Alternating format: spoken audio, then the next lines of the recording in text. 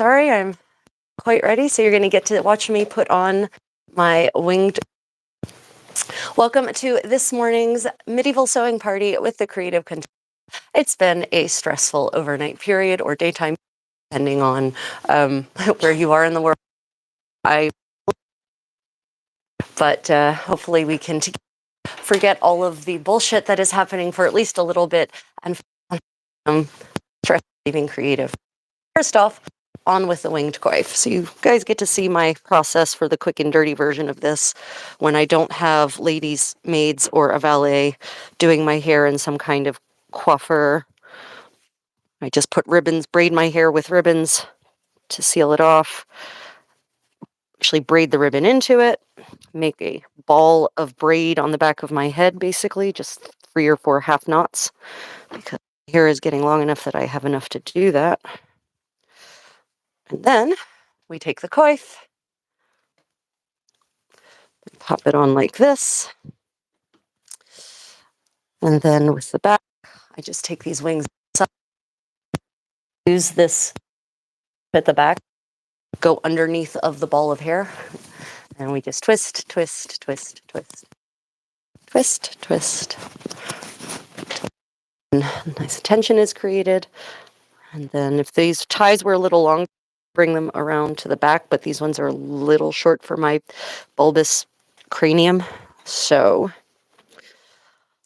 I just do that. And then we fold it back for the matching milkmaid look. Et voila. Kind of funny that this is what people call a milkmaid look, because this was not the headwear of milkmaids per se, 18th century. Okay, let me just make sure I can see the all the chat live, not just top chat. I don't know why I would ever want an algorithm to tell me what I should see in terms of method. So, those headphones. Yeah, good morning, everyone. Good afternoon, good evening from where you are in the world. I hope that today we will have a productive and happy and relaxing session. I have a couple of things to on. The kamich, this handsome, could you find my other linen? Yeah, I meant to bring it because I need to be patched. So I have some patching I'm going to be doing this morning. Good luck. Got several things I'm going to be working on this morning. I'm going to continue in the vein of repairs because, you know, the thing about doing living history is that you live in your clothes and I live hard and energetically. Kind of need repair. And this poor smock, I can show you here in the close-up, this poor smock has some serious areas. And so I'm not going to waste time with just stitches because these are repairs in the fabric. So what I'm going to do is actually do patches. But thankfully, I have all of these little of what is actually fustian blend from making farsetto for my condottiero. So I'm going to I save these. Specifically, I put scraps in individual baggies, paper envelopes these days, so that I can tell what it is. I'm going to look through them all. And then when I need scraps in that color or of that weight, then I just go into that bag and pull them out. So I'm going to be using this actually slightly heavier linen weave to patch this now much lighter. It's lighter because I've had it for 10 years. And so, you know, basically the laundering process has laundered away a lot of the linen that used to be part of it. So, yeah. Good morning, Laurie. It's lovely to see you. The sound scheme seems to be skipping out on my end. Okay. Once again, the usual sound check. Please, everyone, let me know if you can hear me clearly or not. Some people can and some people can't. And if you can't, the way to fix it, English is very good. Should be. I've been speaking it since I was about 9 months old, but thank you. Please do let me know if the sound is good. Okay, so if you're hearing any clicking or the sound is bouncing in and out, the way to fix that is to back out of the live stream and then come back in. That seems to have worked in the past for people. So hopefully that works for everyone today. Today for our sip and stitch and bitch and chat, we have Pearl Jasmine tea. What is everyone else drinking this morning? So as I was saying, I'm going to be doing some repair Get through repair, and I'll move on to the alterations, the major alterations to the skirt of my gamurra, my most recent project, most recently finished gown. Yep. And good morning, everyone. If you have any questions about medieval living history or sewing or clothing or crafting, just let me know in the live chat and I will be happy to answer them. Otherwise, the general format is we chat kind of casually. I tell you what I'm working on, what I'm doing. I tell you about the things I've been reading and learning and researching and the content I've been producing, and while I sew and try to get my crap together. So I'm just going to adjust this camera a little bit so that you can better see what I'm doing. Okay. So as I was saying, I'm going to be patching this smock. And for those who don't know, a smock is basically long in the case of women, short in the case of men. And this is what I'm wearing here, right here. This is a smock. This is my newest one, actually. It's still in pretty good shape. And this is what protects the layers that go over top of it against the fetid conditions of my skin, of my human skin. We all have it. Your skin produces oils, dirt from the air, detritus from the air combines with those oils, and then that gets on clothing. If it gets on the linen, and the linen will be fine. You can't launder the hell out of a wool or silk garment. It will not be fine. So that is why they wore linen undergarments in the Middle Ages, Renaissance, and all the way up until to cotton linen undergarments eventually, all the way up until the 20th century. It's when we switched to like a one-layer idea, when clothes started being just purely wool. Then we no longer needed to have that protective underlayer anymore. So, looking at this, I'm going to cut a patch out. And I'm just going to reinforce it all the way along here, like this, so that, basically, because I can tell that there's not much structural integrity left in this linen. So I'm going to reinforce it all the way with maybe even a bigger patch. Let me see what I've got here. Some pretty good size pieces. This is actually pretty wide, so I really need to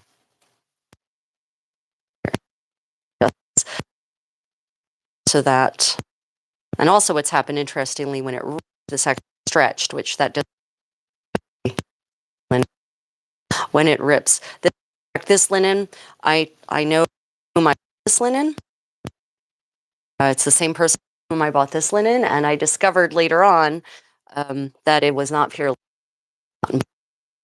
I haven't seen the video, a real short video on this, but basically the wrinkle test, you can tell if it's linen or just pure cotton, because a linen cotton blend will not, the creases, you see those creases, they're not very sharp and they're already falling out.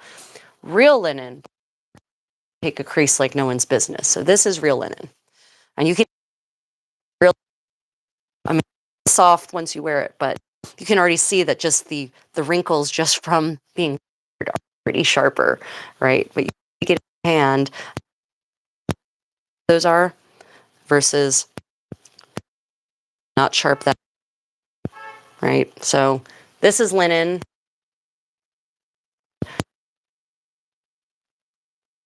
Might be higher in cotton blend. Therefore, yeah, I call that the crinkle test. A fabric,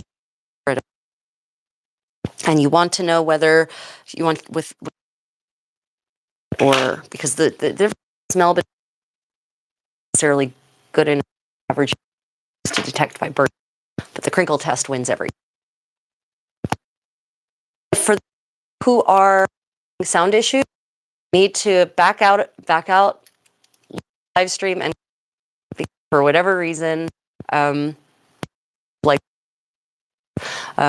yes, Susan, can you still hear me clearly? Because you're kind of going to be my standard on this one. I see.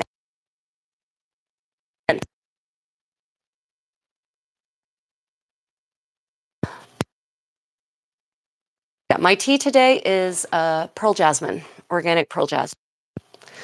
Just, but a classic, and I really, really love my pearl jasmine tea. I can drink pots and pots of this stuff. Yeah. Amish, no. 15th century. So this is a solidly 15th century look. Definitely not Amish. Absolutely not. So I'm just going to decide how I want to lay this, and I'm pretty certain I'm going to lay it sort of this way. What I'm going to do is I'm going to go ahead and pin it in, put the patch underneath, and go with it underneath. Sometimes like the look of patches on an undergarment, and it's going to be mostly hidden by my overgarment, my gowns. So I don't necessarily care so much whether it's underneath or on top in terms of whether a patch shows. But honestly, the fustian with which I'm patching this is nicer than the original fabric was. So I almost want that to be on top just because it's a nicer looking fabric. Okay, I'm going to go ahead and put it underneath. This is how I generally do these patch repairs. I get a piece of fabric that the size of the patch that I need, and yeah, this is really stretched. And then I pin it, and then I pin it to the repair area, and then did based on how much I want of the patch to actually still be with the fabric.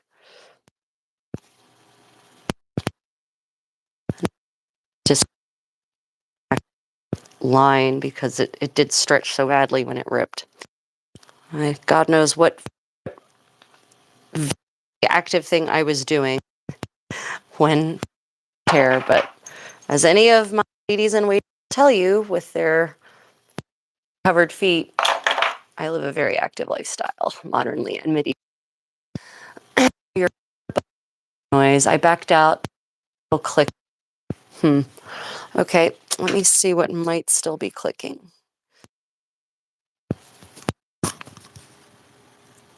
Shouldn't be that. Hold on.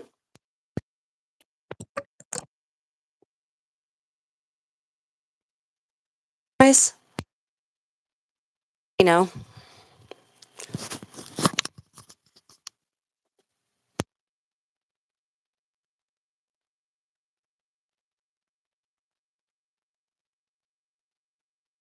Clicking noise. There shouldn't be, but every there's something new. Yeah. Watching and are interested in 15th century. Good God, I honestly, I wish I knew why so challenging. We had my son with the homosexuality we did on homosexuality in the Middle Ages. He was lastingly loud, normal volume.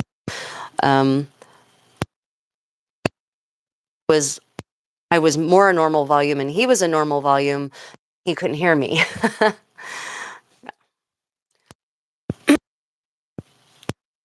Well, I'm sorry for Bluetooth devices around me. No,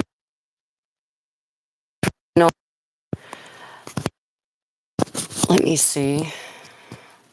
Click is still there. No, here. Hold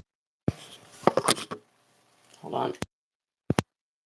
I can switch to. Yeah. Okay, I have switched. Can you all hear me? I switched to the phone's microphone, which unfortunately means that it won't be as faithful. There's a word in English. It won't be as true to the sound as it should be with a microphone. But yeah, let me know if going without the mic has improved the sound situation. Yeah, thank you for letting me know, guys. Yeah, I don't know. Some weeks it works perfectly and some weeks it doesn't. Welcome to my world. I don't do medieval living history because I love modern technology. I understand modern technology. It's not that. And I'm very good at troubleshooting it. I just don't want to waste my time troubleshooting it when I can be doing more creative things that actually produce a product instead of fixing the issues of technology.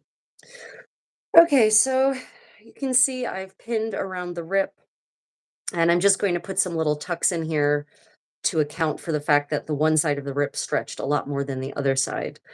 And I'm going to go in and I'm going to do a bunch of buttonhole stitches along this rip to conceal, to sort of pretty up that roughness. And I'm going to actually probably, I can see how this is starting to wear away here. So I'm also actually probably going to put in some quilting stitches to basically marry the fabric of the smock with the patch to give it extra strength, because this is actually, I mean, it is the shoulder area, and the shoulder area is a high traffic area in terms of wear and tear. Interestingly, in 15th and 16th century Korean undergarments from early Joseon era, they automatically have an extra patch on both shoulders, underneath, to provide so that it doesn't wear the top fabric, it wears the patches under the shoulders, even for the undershirt.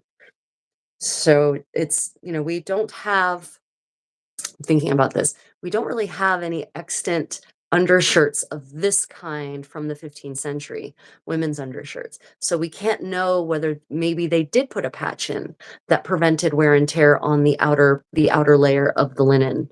And then you could just replace that patch, that wear and tear patch. So actually I might start implementing that going forward in my 15th century smocks, that I'll put an extra patch here in the shoulder area on the inside, and then that can take the wear and tear, hopefully. And then I can just replace that patch instead of the top fabric wearing away like it has been on these.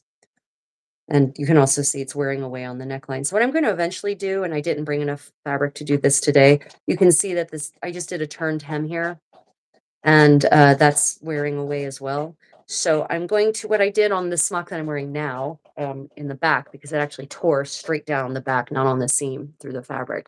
I ended up putting a facing on the inside, and that really has reinforced it. And also that facing, eventually when it wears away, I can replace the facing instead of, again, the actual fabric of the top layer wearing away. So facing seems to be, the more I've learned about extant 15th century garments, facings seem to be a more and more realistic approach to finishing edges in the 15th century. As more garments come to light, we start to see that technique more and more. Diego di Cavanilla's Giornea has a facing on the inside in the same fabric as the shell. His farsetto around the neckline has a facing in the same fabric as the shell in lining. So that really seems to be the way to do it. That's the way I'm going to start finishing all of my garments, I think, with facings in the same fabric, or my 15th century stuff. Now I haven't really left. I'm going to scoot this over so I have enough that I can either turn this edge in or turn this edge under or wrap it around the edge. I need to scooch that a bit. Why am I wearing clothes from 1500? Well, I'm wearing clothes from more like the 1470s, but 1460s or 70s. But yeah, because why am I wearing what I'm wearing? Because I do medieval living history. I like to experience past eras by wearing the clothes, eating the foods, living the way they did, but on the positive side of things, not the really super negative aspects. For example, I like my water to not give me dysentery. But yeah, I love exploring history by experiencing the material culture firsthand. I've always had a fascination with the way people in past times lived. I don't know why. It's my earliest memories are of being fascinated by how people lived in the olden days. So, and for some reason, the period that speaks the most to me, is the later Middle Ages, and I think that's because there's sort of this, specifically the romance of courtly life, not necessarily the way the people are living in the cities. But there's this beauty about courtly life, and that is very limited in the time period when that existed, and that has always appealed to me also.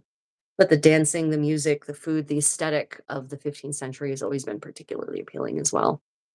Yeah, dysentery is no fun. It really is not fun at all. Are you going to pad stitch it as well for shoulder definition? No. So on this garment, no, this is a smock. That's a good question. Susan asks if I'm going to pad stitch it for shoulder definition.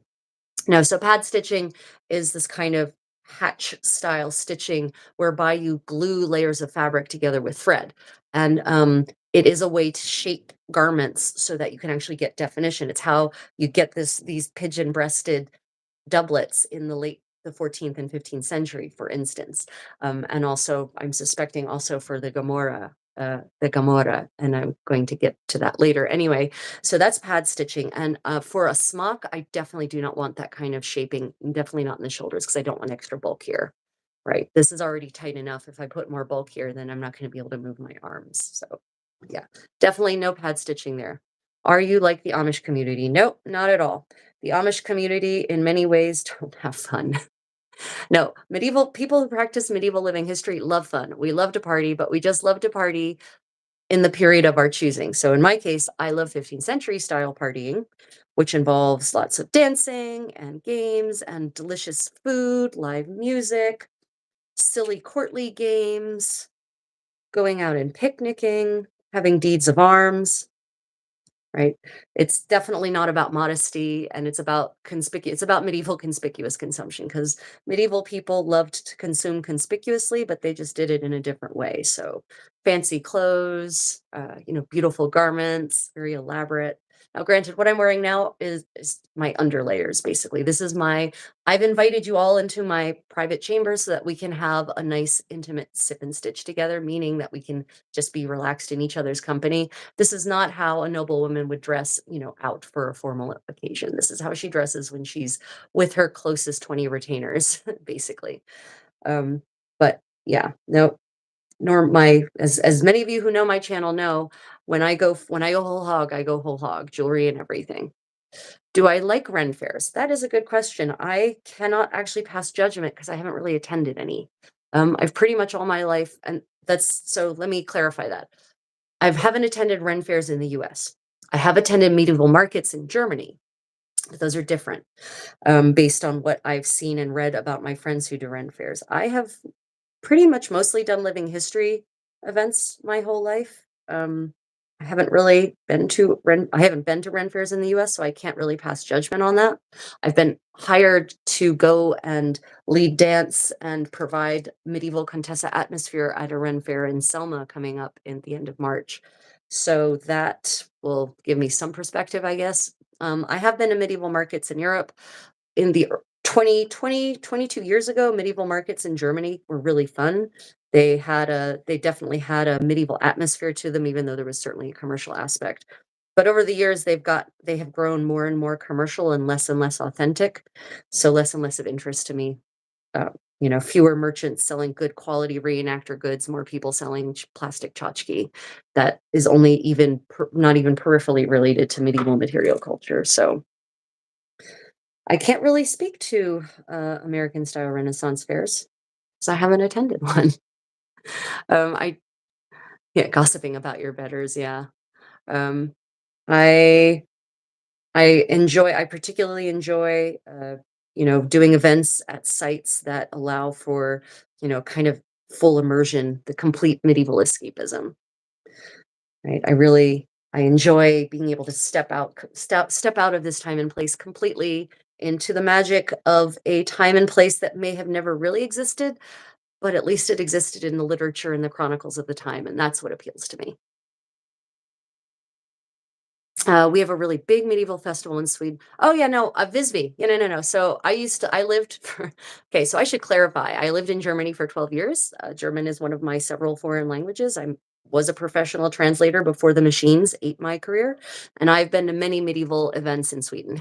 And I've been to Visby. But actually my medieval living history group has a chapter in Visby, and we held an event there when I was queen of this organization, and we actually had a royal progress to Visby in December, and it was gorgeous. We had a feast in a 13th century chapter house, and we held court in the ruins of these amazing churches.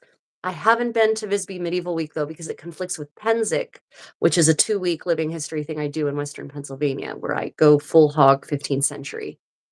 Yeah. I've been to Visby. Visby is amazing. It is, and even in the barren season of December, it's amazing. I mean, it was really magical. So I've seen pictures. Lots of my friends go to Visby Medieval Week and, camp there, but um, I have never personally experienced the Visby Medieval Week myself. But all of my friends who do it, they love it. They think it's fantastic. Yeah. Okay, so that's coming along. And I may or may not, yeah, I'm trying to decide if I want to go with this tucked under edge or not here. I might actually leave it raw and just buttonhole stitch the end. I don't think I need this much patch to go this far forward, so I'm going to trim that.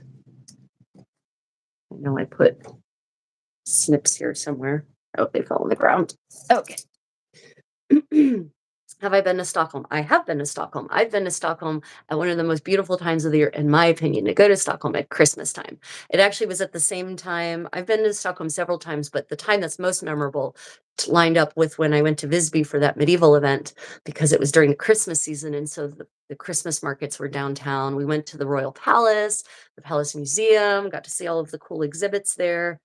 Yes, I really liked Stockholm. I bet the crafts at Visby are beautiful. They are indeed. Comment, I've been to a Boar's Head festival, but I believe that was in the 13th century.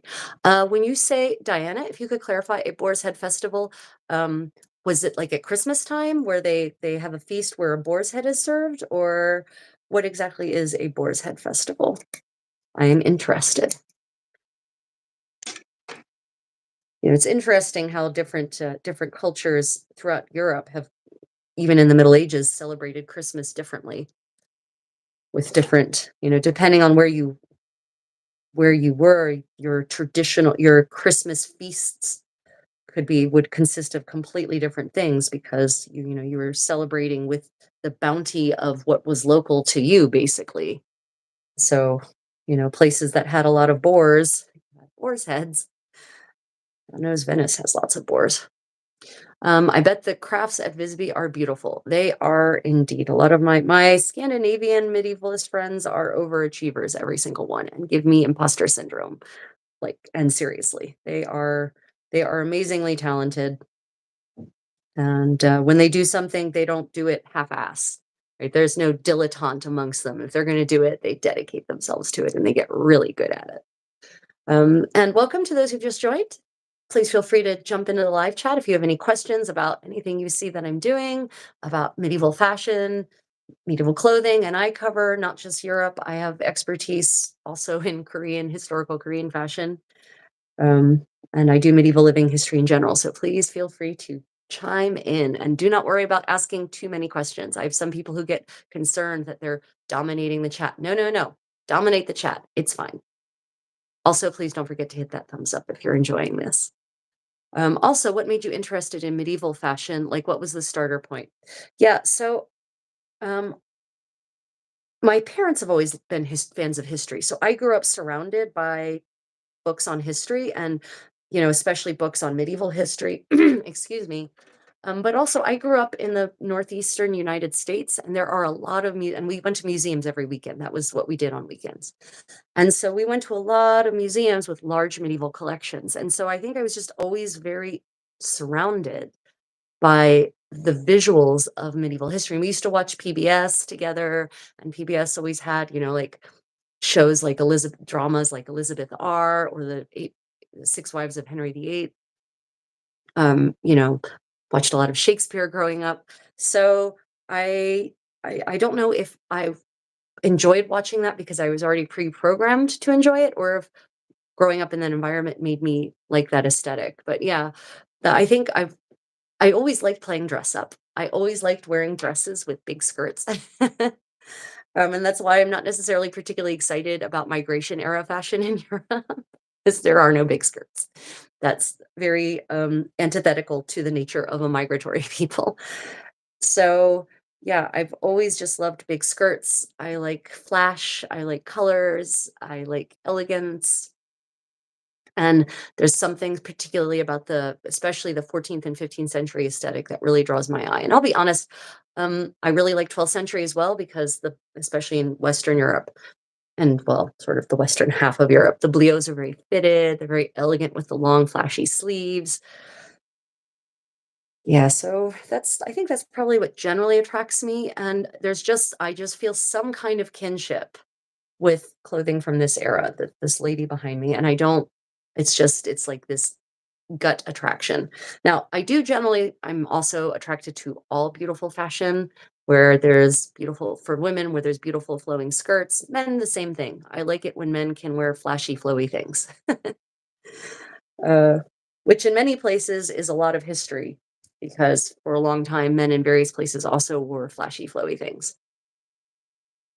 Oh, yes, I made everything you see here is 100% hand sewn, which is why my production rate is not very high. Um, One, sort of current events have get me really down, but more specifically, when you hand sew everything like I do, it means everything takes a lot longer, especially gowns with super duper long seams and trains, as I mentioned, enjoying to wear. Yeah, so for those who are interested on this channel, you can check it out. I have a whole project vlog on making uh, this dress. This is just the skirts of this dress, actually, because I've already taken it apart to fix some things I didn't like about it. But I have project vlogs on making clothing, on making garments, on doing finger loop braiding. So that's sort of this decorative. It's here on the table. Let's make off with my finger loop braiding. I swear, kitties. Mm. I have cats, and they like running away with my things.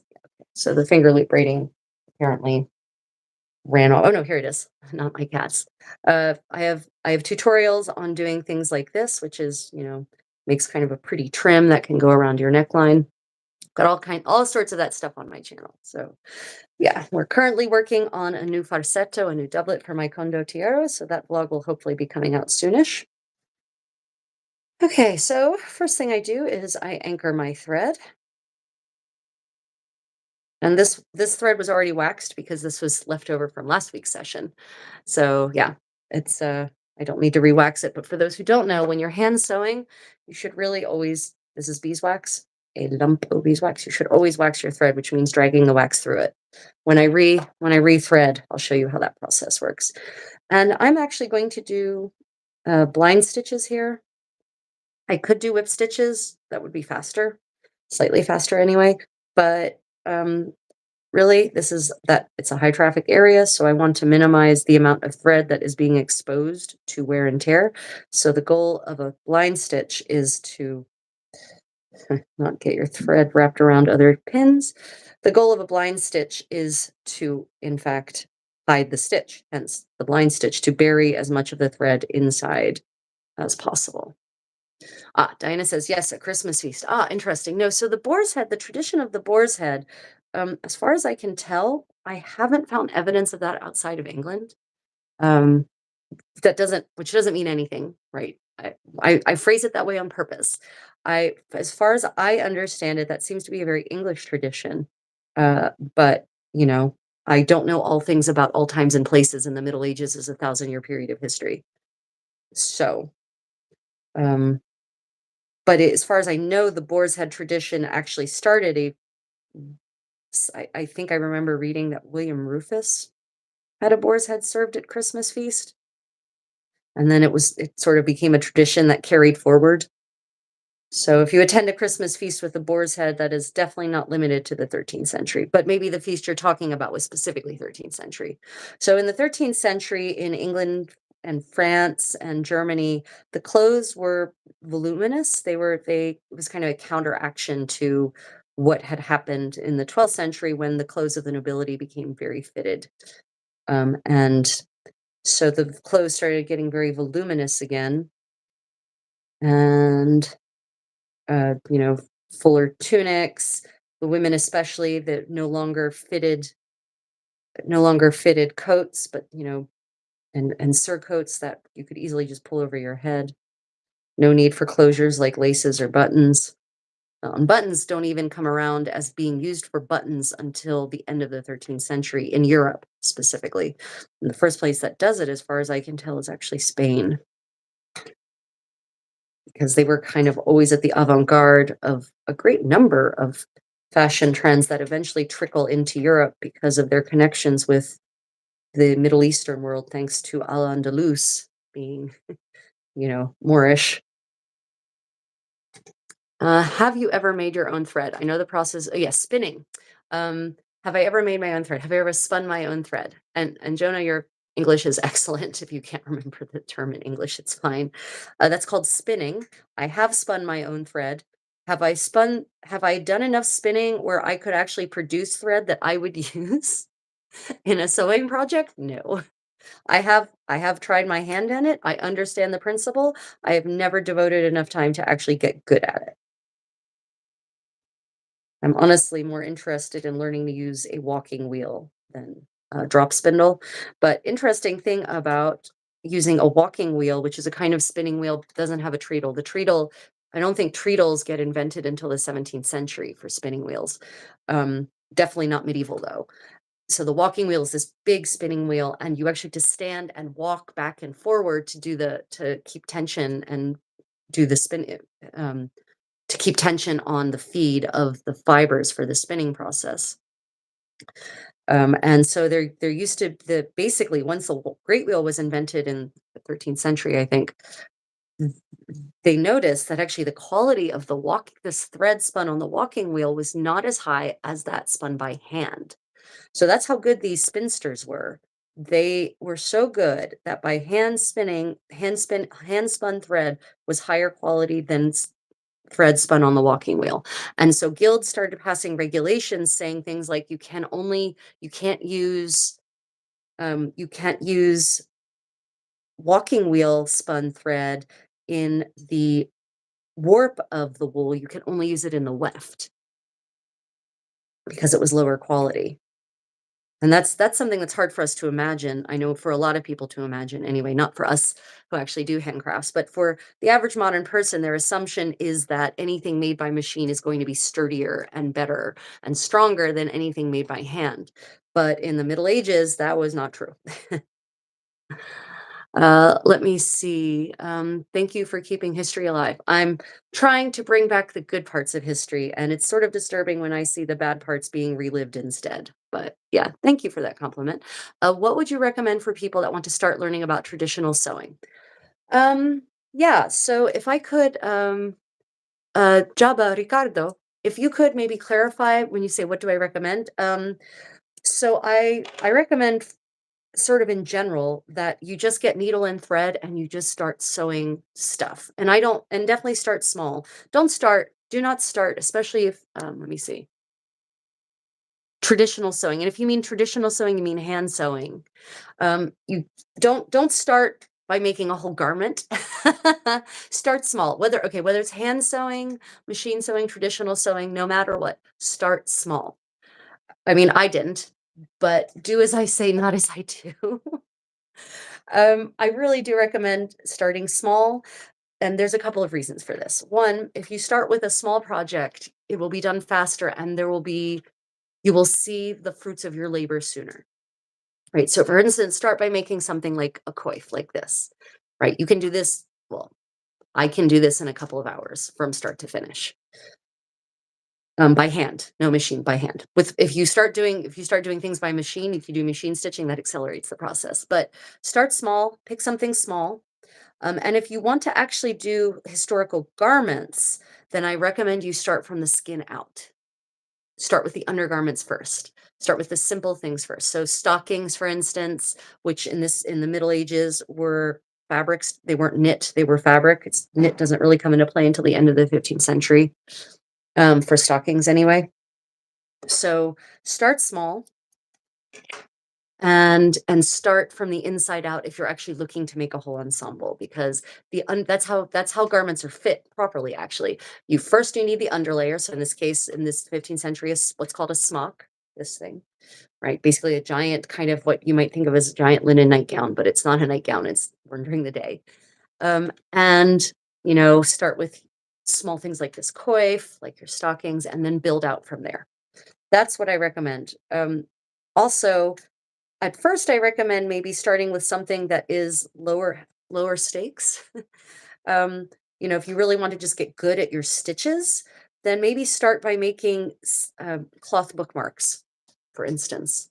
Then you can get good at your stitches, but there's no tension or heavy use being put on a bookmark. It's there to hold your place in a book. Now, granted, not many people seem to read real books anymore or use real books anymore, but I do. So I recommend starting small, something that's low stakes, something that doesn't take a lot of damage, doesn't take a lot of uh, heavy use, because then you can get good at your stitches there and not have to watch the thing fall apart. And then once you get good at, good at making good, even strong stitches, and actually strong stitches are a little more important than even stitches. And making stitches that are straight, rather even being same size each stitch. More important is actually that you learn to stitch straight, and that's not necessarily as easy as it sounds, even by hand. So that's kind of what I recommend. Oh, Elena, welcome. Thank you for joining. I appreciate you joining us in today's Stitch and Bitch and Sip and Stitch and Medieval Sewing Party. Yeah. And then, if you're actually looking to get into sewing more, then start looking at tutorials and whatnot. Look at how other people have done things. It's a much easier world to get started in this whole historical clothing thing. Sorry, it's going this way.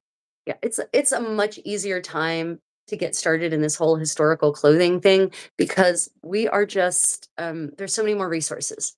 When I started this journey in earnest when I was 14, 30 years ago. Um, I can't believe I can say that. There was nothing. There was no internet. Most people didn't. There was an internet, but most people had no access to it, and we didn't in my home yet. And even if we had, the internet basically didn't have anything like the resources we now have. We have such better resources. It is crazy what is now available at at at the touch of your fingertips if you just do the Google search properly. If you just do your internet search properly. There are so many tutorials out there on hand sewing. I've got a bunch of tutorials on my channel. There's so many, so many sources have been digitized. There's so many extant garments, the information about which has been published. There's just so much more knowledge available to people who aren't near a university or a museum than there used to be. So it's just so much easier. Damn, that's too real, LMO. I arrived at the peak of YouTube. It is it is I'm getting is what my mother tongue? English? Yes, English is my oh, I like your command of the English language. Well, thank you. English is my mother tongue. I've been speaking it for a long, long time. And I'm a professional linguist, so that probably plays into it as well. Let me see. What about loom and weaving your own fabric? Ah, what about looming and weaving my own fabric? Oh my God. So first off, we still live a very mobile military-ish lifestyle. So that means that I do not have the weight allowance for a loom. Yeah, so weaving, weaving fabric is to get good enough, in my opinion, to actually weave your own fabric of the quality that I would need for 15th century garments. I'd have to 10,000 hours, here we come. And I just don't know if I'm not I appreciate the idea of weaving fabric, and I'd probably enjoy the physicality of it. I don't have the facilities to be able to do that in our current lifestyle. Maybe if we end up settling down somewhere for at least a couple of years and we have a higher weight allowance for moving, then maybe I can consider getting into weaving for real. But honestly, to achieve the level of expertise that I would want to weave fabric for my garments, I don't know if I have that much time left in my life. Yeah, that's one hell of a process. Oh, the dragon gown. Unfortunately, my condottiero has, excuse me, stepped out. But if he comes back, I'll have him bring out the dragon dress for people who want to see that, who wish to view that. Let me see. Um, so Ricardo, was that enough information? Did that answer your question? If you have other specific questions, let me know. If that wasn't enough, please. I'm here for you guys, so just let me know.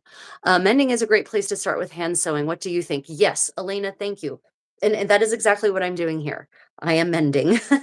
I am patching a rip in the shoulder of my smock. of a smock, one of my smocks. And yeah, so that is a great suggestion. Actually, that's probably a better suggestion. Thank you, Elena. That's a better suggestion. Start with mending. Yes, because the garments are already made. All you have to do is do patches or whip stitch seams together. Whip stitch seams together.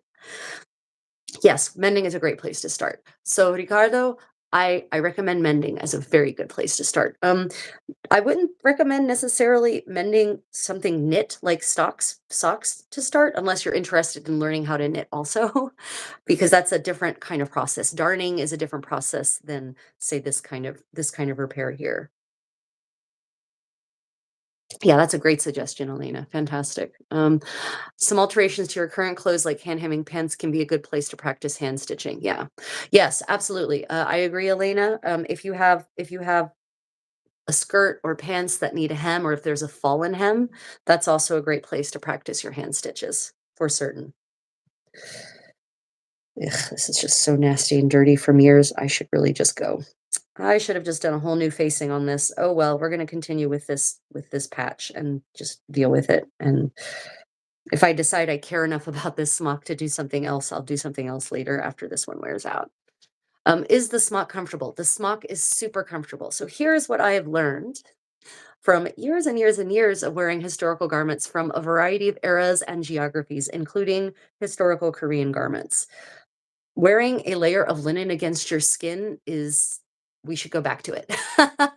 We should absolutely go back to that practice because linen has this magic property of whisking the moisture away from your skin, which means if there's any heat attached to the moisture, then that goes with the moisture that then ends up on the top of the linen, and then you have evaporative cooling.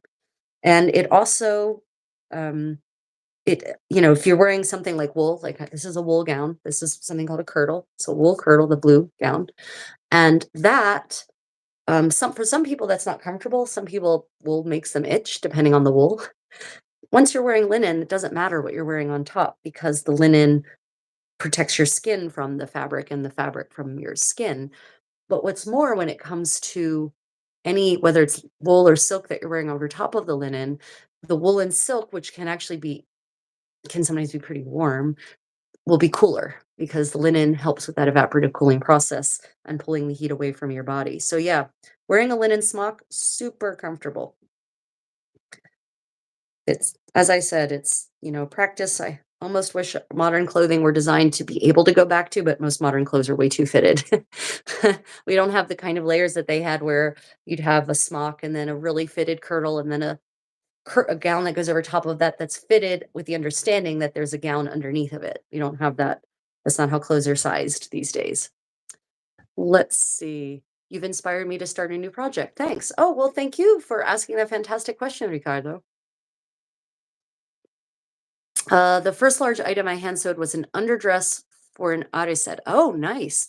My huge mistake was not having enough time. It wound up very ill-fitting. Yeah, I think that that is the problem with creative people like us, is that we just, and especially people who love fashion, we want to have a new thing, a new gown, a new ensemble for that upcoming event.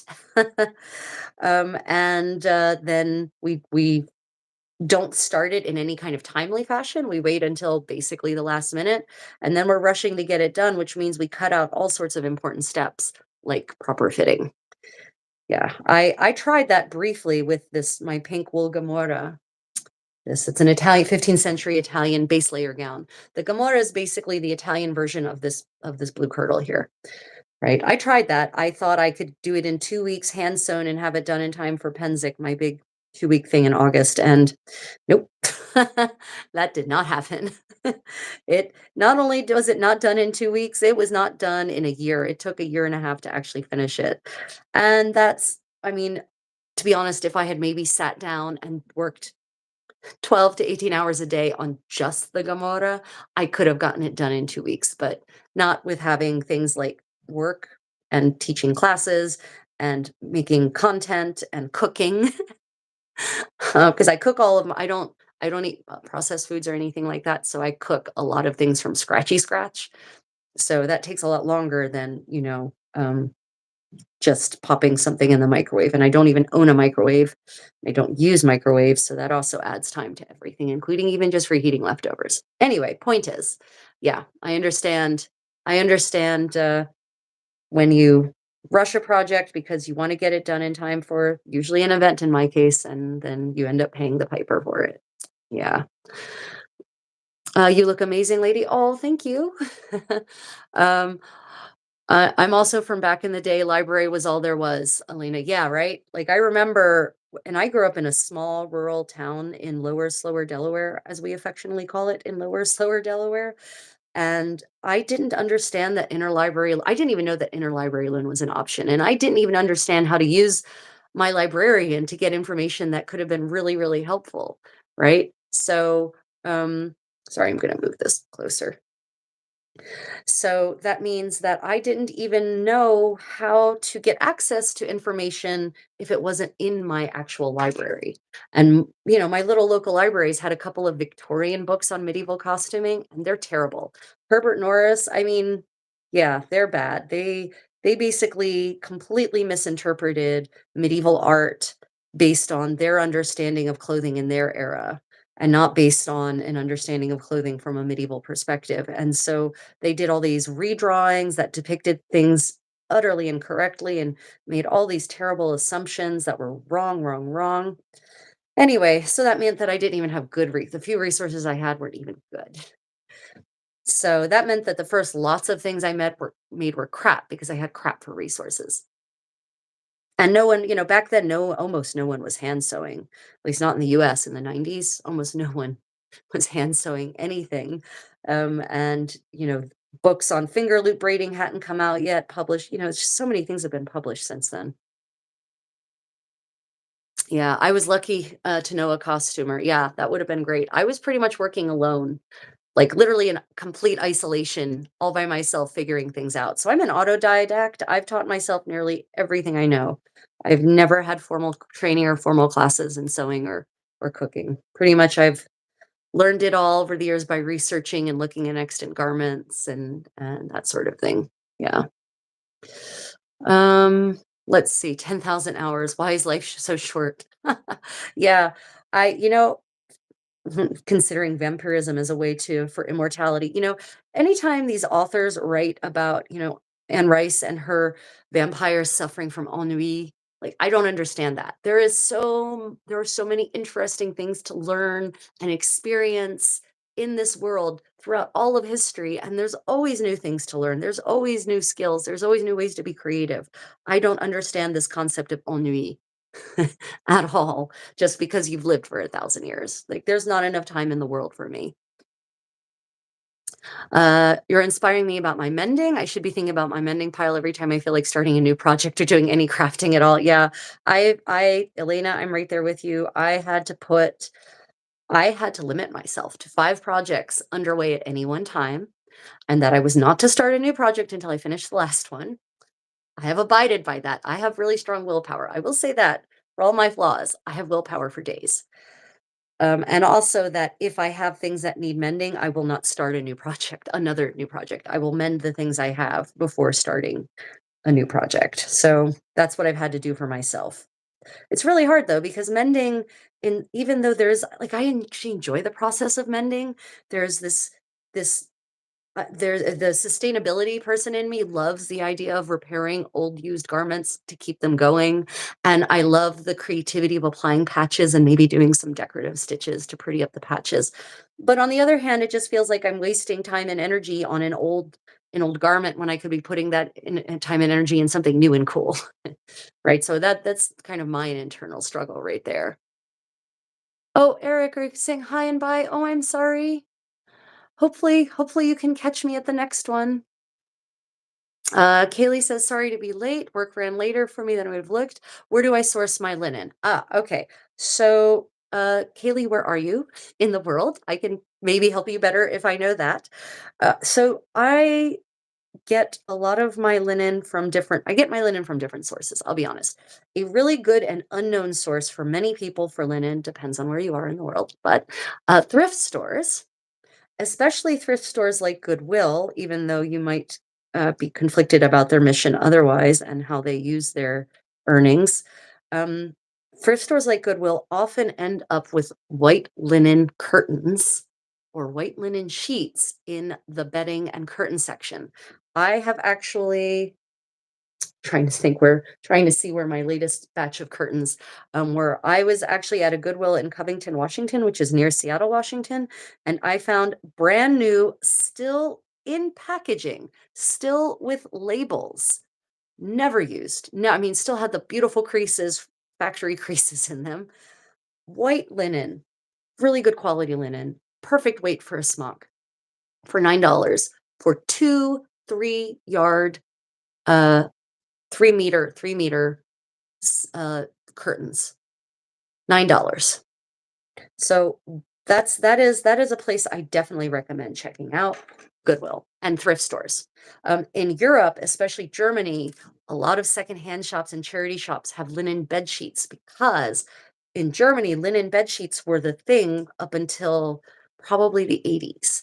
And so a lot of omas, start who owned those sheets or omas started passing away in the early aughts, and those all ended up in thrift stores because they were twin size sheets, but also they were top sheets. And Germans have moved away from top sheets. They now do use duvets, right? The Swedish craze took over Europe basically. And so they were twin size. They weren't double bed sized. And most people don't have twin size beds anymore.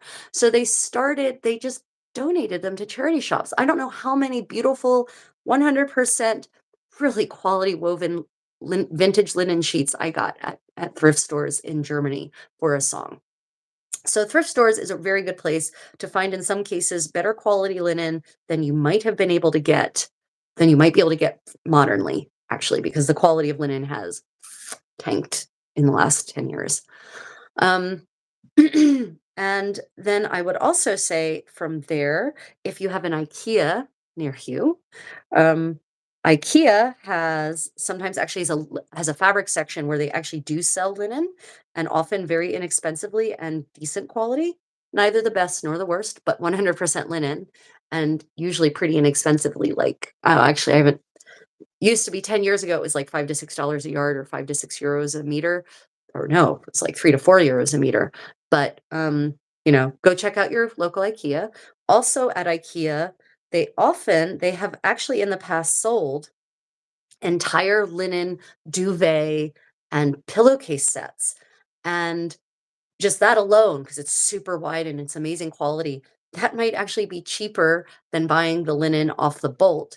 But also, if you look in their God, I forget what it's called in English again, the Fundgrube in German, the second chance area, the second chance bin, wherever they put the items that were on the display floor and that are now a little worn and not quite as new, and they discount them severely at IKEA, kind of near the cashiers, wherever that is. Someone told me what this is. I completely flushed it from my memory as being unimportant. Anyway, if you go there, you can often find linen bed sheets, linen curtains, that kind of thing. Otherwise, fabricstore.com and fabrics.com often has pretty decent linen. This is a fabrics.com or fabricstore.com linen that I got. And I'm pretty happy with it. Yeah, pretty happy with it. I think I got it for $7 a yard. So yeah, it kind of where how I recommend to procure linen kind of depends on where you're living. Um, Let me see. Ricardo says, thank you very much. It answered my question. I'm a medieval enthusiast and always wanted to sew my own clothes from the time. Okay, then great. Then Ricardo, with that information, I highly recommend you check out my channel. I've got a whole sewing blog from start to finish. You can see what the process is from start to finish on a 15th century Italian gown. And I also have several getting dressed videos that show you all the layers from the skin out for 15th century Franco-Burgundian and 15th century Italian. And I have lots of little tutorials on how to do hand stitches, how to anchor thread, that kind of thing, that are also worked into some of the project blogs. Oh, let me see. Susan says Burley and Trowbridge online orders. They had linen at one time. Yes, so Burley and Trowbridge are definitely a very good fabric vendor. They tend to be a little expensive, so it depends on what your budget is. I'm used to answering people who want to know about budget options for linen, but yeah, for Burley and Trowbridge definitely, and I might be mispronouncing that. I've never actually heard it pronounced aloud. They definitely have very good quality fabric, wool and linen as well. Let me see. Moving on to the comments. Sorry, just I've gotten behind. Let me see. Um, wow, I've gotten really behind. Sorry. Let me see. Boredom ennui seems like a personality flaw. No, I totally agree with you. There will always be new things to learn, even if you learn all the old things. No, I don't disagree with you. Spicy. I enjoy a spicy take. Elena, I'm spicy too. I enjoy a spicy take, and you will get spicy takes from me in the course of this live stream. So amen to that. Okay, Kaylee lives in Idaho. I like to thrift, but I try to go to smaller local stores. Yes. Yeah. So especially if you have those smaller local stores, the charity shops that are, in the UK, they have like the animal welfare charity shop, and they've got the women's shelter charity shop. And so you can actually like really focus your charity shopping on the charity you want to support. Absolutely. I just say Goodwill because that's a common name that everyone knows, but definitely check out your local charity shops. I agree Goodwill has gotten really corporate, and I kind of question their everything about them, but it can be a good place to look. But definitely try the smaller charity shops first, see what they have, and then go out from there. And so IKEA, yes, IKEA sells fabric. At least they do in Europe. I assume they do in the US. I'm sorry, a lot of my knowledge is not US based. I haven't lived very much in the US in the last 22 years. I've lived mostly elsewhere in other countries and other continents. So, I don't know if IKEA still sells fabric in the US, but in Europe they do because a lot of people make their own curtains. So IKEA will sell fabrics that match with the furnishings that are in season so that people can make their own curtains to go with it. Or for people who want to reupholster their things themselves.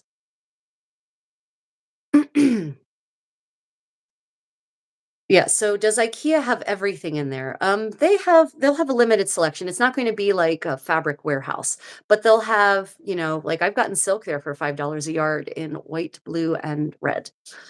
Um, Let me see. Rammstein, I used to live in the Pampas of Mecklenburg. Well, first I studied at the University of Heidelberg, and then I graduated and got a job working for first companies in Frankfurt, and then I got a job working for a big pharmaceutical company in Darmstadt. So I kind of lived in the greater Frankfurt area at the end of the S1 line.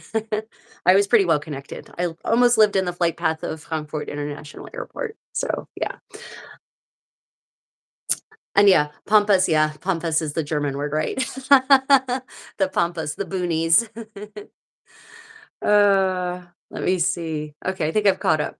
Kaylee, I'm in the Pacific Northwest. I'm about, maybe 4 hours from the Canadian border with good traffic. Unfortunately, where I live, my thrift store options are Goodwill or consignment shops, both being not thrift by definition. Yeah.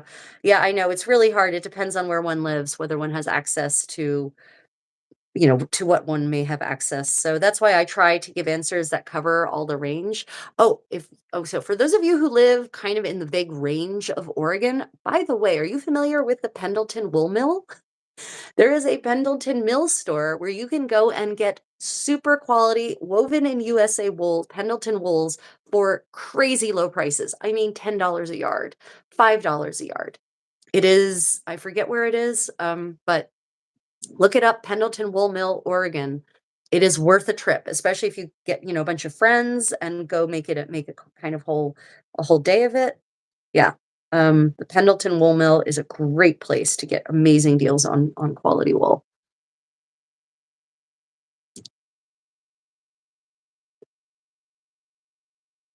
Yeah. No, I didn't. Her comment was, I have a native sounding accent. Yeah. So I didn't join the military, as it were, by marrying into it until well into my European expat life. I basically immigrated. I started studying at the University of Heidelberg in 2022, and I didn't marry into the military until 2024. And then I went to Korea. And I've never lived on post. I never ever want to live on post. That is not the kind of life I want. No, so German was my fourth language, I guess. Yeah, French, third language. English, Spanish, French, German. Yeah, my third language. Um, and I'm a professional linguist, so And I was a professional translator for many, many, many years until the machines ate my career. Yay. Good. Welcome to anyone who's just joining. Please don't forget to hit that thumbs up if you're enjoying this. Where did I enjoy living the most? Wow. That's really hard to answer because every place I've lived has had positives and minuses, and I've enjoyed living in all of them. Um, you know, Germany, then there's a difference. There's also, it's a good question, actually. There's a difference between enjoying living in a place and enjoying visiting a place. There are places I visited where I love visiting there, sort of like other people's children. I love, I love visiting there. Oh dear, I have to need more light. It is dark today. I think it's overcast outside, so I don't have the sunlight I usually have. Um, there are places I love to visit, I love to travel, and then I want to leave because, the conditions are not necessarily good for actually living, shall we say. And then there are places where it's good to live, but they're not necessarily exciting. It's good to live because they're peaceful, they're well organized, there's good infrastructure, but it's maybe not the most beautiful place, and it's maybe not the best organized place. Um, yeah. But I will say, I loved living my 12 years in Germany. I lived in Spain for a little while. I've lived in Paris for a little while. I've lived in Korea a lot more of a while. And, I did grow up in the US, lived there until I was like 22, I guess. So, um, I don't know. I can't really say if I have a favorite place. Korea is really wonderful. I don't need a car here. It's very affordable. It's designed for people, and citizens, and they've greened so many spaces and created so many pedestrian areas and bike paths, and there's fantastic public transit, and, it feels like the place is designed for people, not for cars, and like it's built for the average citizen, not just for the wealthy. I loved live Spain is great because they have this amazing joie de vivre. Spain, yeah, the Spanish just have this approach to life, and Italy is the same. I've spent protracted periods in Italy, and there's a joie de vivre there as well. Spain even more so than Italy, though, and that says something because the Italians are pretty brilliant. Paris was really lovely, um, because of all the culture and the history. But Paris is, it's getting a little rough there. With all the racism and, it's just yeah. And I'm not certain I would want to live in Paris again the way it is as it currently is. So, yeah, where my favorite place to live, I don't know, and, I've now that I've spent so much time once I married into the military, now that I've spent so much time moving around, I don't know how much I want to actually stay in one place for too long. Although I do really like being here in Daegu because I have friends here, and the city is pretty great and it's well connected, and there's a lot of opportunity here to learn so much. Let me see. I was on my way to emigrating a few years ago, just lived half time in Europe then, and my plan fell through. I need to get a new plan. Yeah, yeah, yeah. I hear that. Languages are my thing too. I'm still translating thanks to minority language, but did add editorial work. Yeah, so I switched to editorial work, and then that got disappeared too. Like all the companies who used to, they are now all using these. They're all using these editorial apps instead. And the translation work, for at least for European languages, they want to, if the for what little work there still is, they want to pay nothing, or they want to pay what they were paying 20 years ago. Yeah. Yeah, if I spoke some, as you say, minority languages, I would probably still have a chance, but even the editing, that went away because of all of these editing apps now that, people are would rather do instead of paying a real human. Part of the problem is that, I'm living in Korea, and so my options are basically only what I can get online. But that's why I basically switched to full-time content creation and teaching classes and workshops and getting hired to lead dance at medieval or medieval-ish events and that sort of thing. So I've got a bunch of gigs coming up. I'm going to the US in 2 weeks.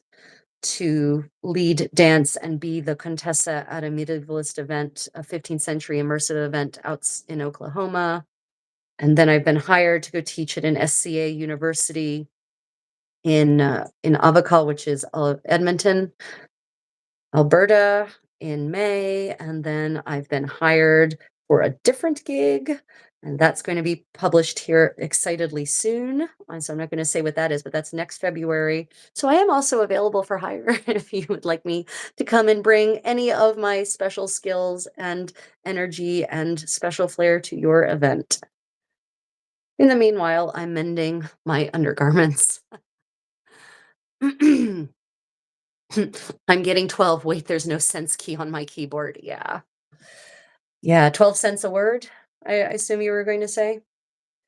That's yeah. That's that's what I was earning in the late aughts. I loved your dance short. I'm not sure if you did that recently or if I'm late to the party on that one, but you are right. Clothes were made to look good on the dance floor. Yep, yep. Which dance short? I've published a bunch recently.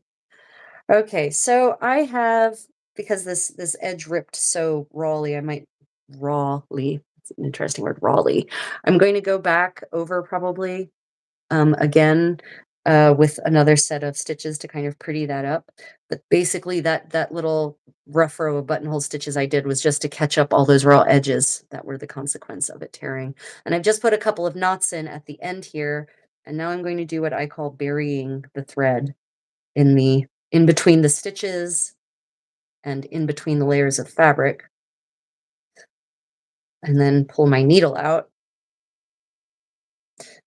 And that way, the end of the thread is sandwiched in there and will be less likely to come undone. And that's how I finish a line of stitching. Yeah,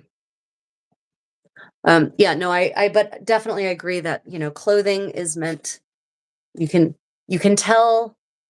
So Kaylee's commenting on, I've often said from a historical dance perspective, if you wear the right clothes for the era and the culture of the dance in question, you can understand the dance better, because the dances were created to make the clothing look good and to move well in that clothing. Let me see. Have I heard of the castle being built in France? Yes, I have. They've built a whole town around it, making their own tools and everything. Yep, I have. I have. Not only have I heard of it, there are multiple documentaries out there of it. There's one called Secrets of the Castle, where a trio of British archaeologists go and live and work the castle and the sort of the village also for a whole bunch of months, like 4 months or something like that. Secrets of the Castle, that series is called, if you're interested, for those who don't know about it. It's a 13th century castle. So it's before my specific period of interest, because I'm real 15th century. But I have actually wanted to go and help build that castle. Yeah, they've been building that. It's in Burgundy. They've been building that thing forever. Crap, the name just flew out of my head. Guerguignon, something like that. Yeah. So it is, yeah, it's in Burgundy, and they are always accepting volunteers to come and help. So if you want a special kind of working vacation and you want it to be immersively 13th century, then I highly recommend reaching out to that castle in Burgundy, whose name escapes me at the moment, and reaching out to the team that's building that, and get set up for your dream 13th century working getaway. It's going to be amazing once it's done. They've made so much progress on that thing. It's been in construction for, for almost 20 years. I think it was like 2006 or something they broke ground. Yeah. Uh yeah, Guédelon. That's it. Thank you, Laurie. I knew someone would know. Thank you. How would someone go being a part something like that? So just, yeah. So how would you go about that? So they have a website and they also have social media. I would reach out to them and just send them an email or a message and say, hey, these are my qualifications, whatever they may be, if you have any. Or if you don't, say, I've got a strong back and two hands. I would like to help you. Can I do this? And they will accept, because they, you know, on it's your labor is going to be free. It's just for the experience because that's kind of part of the process of being able to build this thing is they're not, it's not unfortunately these robber barons these days aren't building cool medieval buildings. They're sending penis shaped rocket ships into space. So we don't have the cool kids, the cool robber barons. We have the asshole robber barons, which means that projects like Gidenol are funded entirely by people of normal means. So yeah, your labor will be gratefully accepted. I can guarantee it. Yeah, it's true. Let me tell you, your French will improve working there. And from what I've seen, the team, they're really friendly, from what I can tell. So, some people have this fear of French snobbery, but that's not my experience with the French, actually, even in Paris. Granted, I speak French pretty fluently. At least I did when I lived there. My French has gotten super rusty. But um, that being said, people outside of Paris, even to non-French speakers, really friendly. So don't worry, don't be intimidated by that thought. Let's see. Just contact them directly. Maybe they're 17 years into it. Yeah, definitely. Just contact them directly. Just reach out. That would be if I were going to look into doing this, and now I'm actually actively thinking about it now that we've been talking about it, that is what I would do. I would just reach out directly to them and lay it on the line. Say, I'm looking to volunteer. I would love to be part of this amazing project and get fully immersed. Just reach out and touch them. Yeah, so for those who are joining, welcome. If you have any questions about anything you see me working on or wearing, about historical fashion, medieval, Renaissance, European, Korean, just let me know. I am here for you. Sorry, I've got to figure out where the camera is. I am working on a repair. I am patching what was a tear in the shoulder of what's called a smock, which is this white thing you see here. And I have attached the patch now on the back. I've done blind stitches all around using a much heavier fustian, which is a linen cotton blend, to reinforce this clear area of weakness. And now I'm going around and doing buttonhole stitches around the tear on the top to catch those raw edges with a slightly decorative stitch.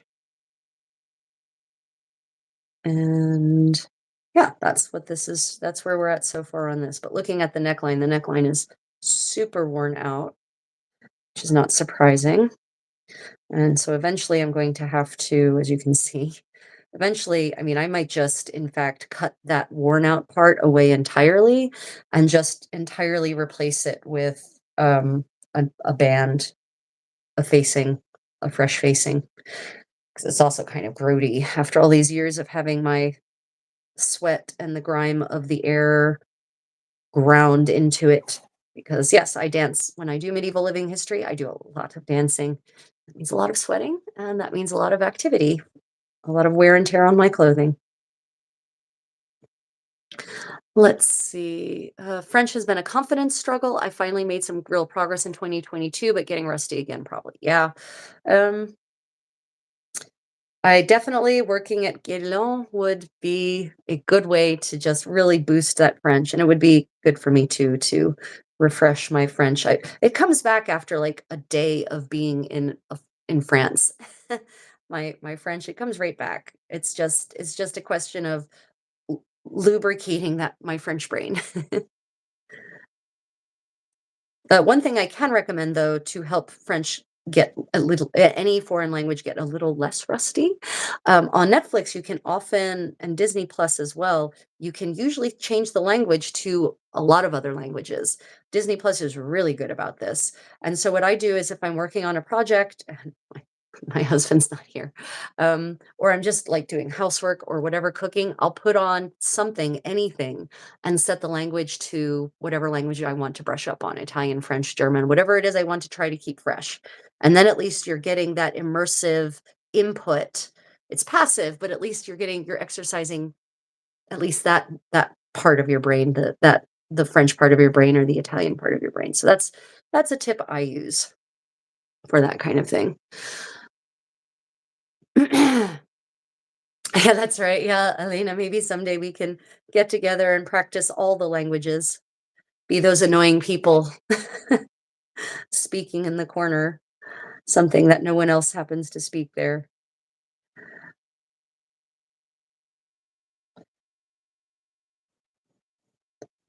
Yeah, this is looking nice. It's definitely much better looking than it looked earlier, and I haven't laundered this. I know it looks really grody in the camera, but, I did not launder it because sorry, ship. I didn't launder it before doing the repair because I didn't want it to tear, like, all the way down the sleeve, which it probably would with the wear and tear of the washing machine. And yes, I machine wash my medieval linen undergarments. To do so, I make sure I machine wash the linen beforehand. I have no problem doing that. I wash them on cold, uh, usually. Well, I wash it the first time I wash it hot to get a shrink out of it. And then I only wash it hot thereafter if they're really grody because the heat really does help get the stains out. I prefer to wash things on cold from an ecological perspective, but yeah, linens often need hot water. But my point was that, when I'm washing linens, and I know some of you heard this last week, but I'm gonna repeat it for our newish people who didn't hear it or are new to my channel. I put it in the washing, put my linens, whatever the linens are. Gosh darn it, I'm not coming at this from coming s the completely wrong side. Put the clothes in the washing machine, set it, turn it on. Wow, my brain is just not working. There we go. There's the twist. Set it, turn it on, let the water fill up, and then pause it and let it soak overnight so that the linen becomes fully hydrated because linen is much stronger wet than it is dry. And if your linen is fully hydrated, when it undergoes the violent process of laundering, it will last longer because you'll get less bleed out of fibers and lint because the linen is strong and retains its integrity rather than laundering it when it's weak. And then you literally will wear your fabric thin because more fibers actually get ripped away from the weaker linen, whereas fully hydrated, fully soaked linen is stronger. Silk is the opposite, by the way. Animal proteins are the opposite. They are weaker when they're wet, like your hair. You know, they always tell you don't comb your hair when it's wet, you'll break it. Yes. Animal proteins get weaker when they're wet. Silk gets weaker when it's wet. So, which is why you should always wash silk on the delicate cycle or the hand wash cycle if you have it. Let me see.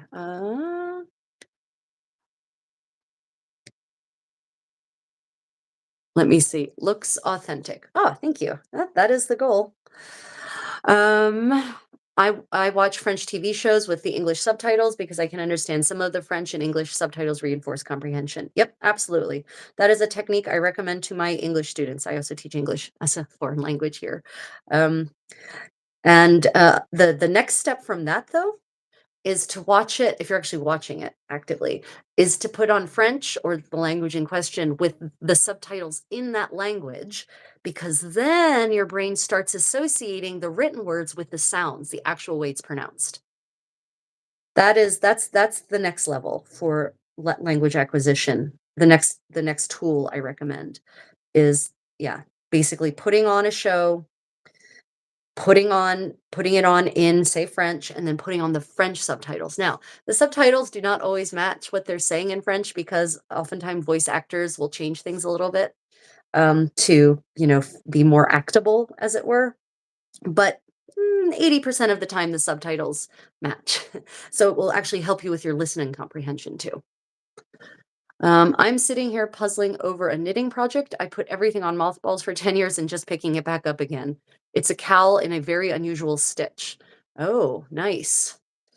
Are you trying by puzzling, are you trying to remember what you were doing 10 years ago? Kaylee says, I grow saffron, but I thought I heard you say that something else can mimic the look of saffron when dyed. Yes. Okay. We have an Irish-based EMP group, and we want to do some natural dyes. Yes. So, weld is another yellow, and broom. Weld and broom will give you yellow, and are much cheaper than saffron. Yeah. So, weld and broom were used in Ireland for creating a yellow. Speaking of which, tomorrow, Irish, tomorrow I will be joining Philip at Irish Medieval History on his channel for a live Q&A on 15th century Irish men's fashions, because I just published my latest video on 15th century Gaelic fashions in Ireland on Philip's channel on Irish Medieval History. So if you want to check that video out, it's on his channel. It's about 25 minutes long. Lots of hard research on my part, lots of things that were that I think are probably new even for people who thought they knew about 15th century Irish clothing. Um, and tomorrow we're going to be doing a Q&A on the video. So if you want to join us in the Q&A, you can watch the video first or just join in the Q&A and ask your questions about 15th century Gaelic fashion. We'll be having a good old time on medieval Irish history tomorrow. Ah, you look Amish. Why? I might look Amish, but Amish women definitely don't wear cute hats like this. Not exactly like this anyway. I do medieval living history, which means I explore the material culture of the Middle Ages by making the clothes and the food and doing the handcrafts and living in medieval spaces when I can to learn about history and how past people lived. So this is actually 15th century French, what you see here is very much 15th century French. And why? Because many of us, a lot of people in this chat with you actually, are just fascinated by how people used to live. Why are we fascinated by how people used to live? That's a good question. What about you all? For those of you who do live in history, why do you do it? Why are you fascinated by how people in the past lived? For me, there's definitely an element of escapism from the modern world. But there are different ways. There's certainly other kinds of escapism. I could do live action role playing. I could do Dungeons and Dragons, but none of those really speak to me the way the medieval culture just always has. And it's definitely for me an aspect of the romance about medieval courtly culture and courtly love and the sorts of flirtatious, fun courtly games that courtiers used to play. That's definitely a big part of it for me. The elegance of that time of the courts in that time, because there was a lot of not elegance, there was a lot of brutality, but that's true of any age, by the way. If we think we're so much better than they were in the 15th century, we're not very much better, only a little bit. And in the US, we're getting less better by the day. Um, so yeah, that's kind of what has always drawn me to the medieval culture, I guess. And that's why I do all of this. Um, I've always been crafty. I've always been creative. It runs in my family, going back literally generations. So I decided the thing that appealed to me most was the aesthetic of the Middle Ages and very specifically the 15th century. Let's see. Does anyone know of a very extensive knitting stitch repository with images? Ooh, knitting stitch repository with images. I do not, because that's one of the crafts I don't do. I do not knit. So I cannot help you there, but maybe someone else does. How do you recommend pre-washing silk before sewing your project? Sorry, there's a delay in the comments. So I apologize. I'm just now there. Suddenly a whole bunch of questions just appeared after for a while having nothing. How do I recommend pre-washing silk before my sewing project? So I don't. But okay, I should clarify that. I do not pre-wash my silk because I do not intend for my silk things to be machine washed. That being said, whatever you want to do to your fabric after you sew it is what you must do to it before you sew it. As you've heard me say, I know you've heard me say this, Lori, but I'm repeating it for everyone else, which means if you intend to machine wash your historical garments, you must machine wash the fabric before you turn it into clothing. Otherwise, you will end up with a tragically smaller garment. See my video on medieval sewing mistakes for stories on that. A very fun video on medieval sewing mistakes and how you can avoid them. And so with silk, I would pre-wash if you have a hand wash cycle, I would hand wash with a very delicate detergent and cold. 100% cold. Yeah, that would be my recommendation. If you don't have a hand wash cycle, then machine wash. Then delicate. But some machines are sophisticated enough to have a delicate and then a hand wash, and hand wash is even more gentle. So that is what I would recommend. Or if you just want to be able to hand wash your silk garments, then I would put the silk in a tub with cold water and a gentle detergent that's preferably aimed at silk. Maybe with some vinegar to bring the pH to a happy place for protein fibers because protein fibers prefer an acidic environment, right? So white vinegar, don't put do not make my mistake and put apple cider vinegar in the wash with your silk. Just saying. You will not be happy with that outcome. Yeah, and then put it in the bathtub and you can gently swish it around yourself if that's how you want to wash your garments thereafter. But no matter what, delicate cycle, cold. Vinegar. Definitely vinegar. Um, Let me see. Kaylee says, back to the saffron question, saffron and weld. And she said, yes, it takes a lot. And we experimented with our first crop and it took a lot more than we thought it would, but we're new to dyes. Do you have tips to work with natural dyes? Yes. So, um, I'm confident that it definitely took you more saffron than you thought it would, but it probably took exactly the amount of saffron it should, which is why saffron dyed garments were a luxury item. They were not what the peasants were wearing. It's really weird how modern people think, oh, you used a common foodstuff to dye your fabric. That must make you a peasant. Saffron is almost worth its weight in gold, depending on the value of gold. And I mean that literally. So, um, working with natural dyes in general, it depends on the dye stuff, but you really want you any dye. You want to make sure that you have a pot that's big enough so that you can move the fabric around freely. The fabric, when you are doing natural dyeing, any dyeing, the fabric must be able to flow freely in the water, and the dye bath must be able to flow freely around the fabric because otherwise you end up with tie dyeing. And so you want to make sure you have a very large pot and you want to make sure that your dye is extracted from the dye stuff. So the dyeing material is extracted before you put in the fabric. And there are ways to do that. It depends on the specific dye stuff. But usually it involves either like pre-cooking it to extract the dye stuff, and you have to check out the temperatures because different temperatures will get you different colors, by the way. And then you remove the substance, like in the case of saffron, you remove the saffron strands.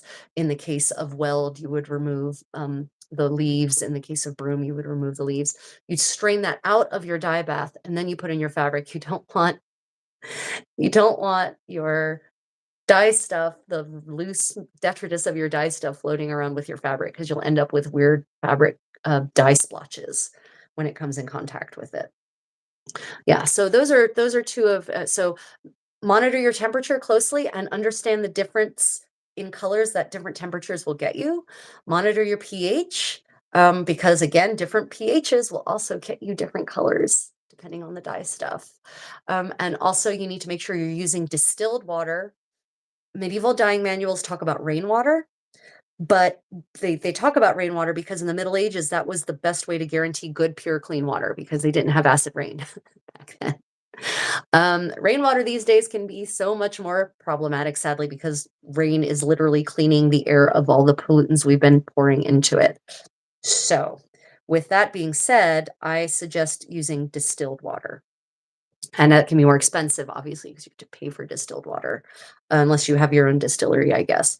But you can experiment with rainwater, but you might want to know what the atmospheric conditions are near you, and you might want to test your rainwater to see if it's actually as clean and pure as it needs to be. Yeah, so those are some big tips on medieval dyeing, dyeing with natural substances and medieval dyeing. Also, the kind of pot you use matters, not just the size, but the material out of which it is made. Medieval dyers used copper pots. And the copper ions actually contribute to the dyeing process and helped create the colors that they got in the Middle Ages, which is why I also recommend if you can get one, get a copper pot for dyeing. Make sure it's copper. um, there's actually test patches you can test to you can swipe the pot and see if it's actually copper or not. I mean, they have that for lead, I assume.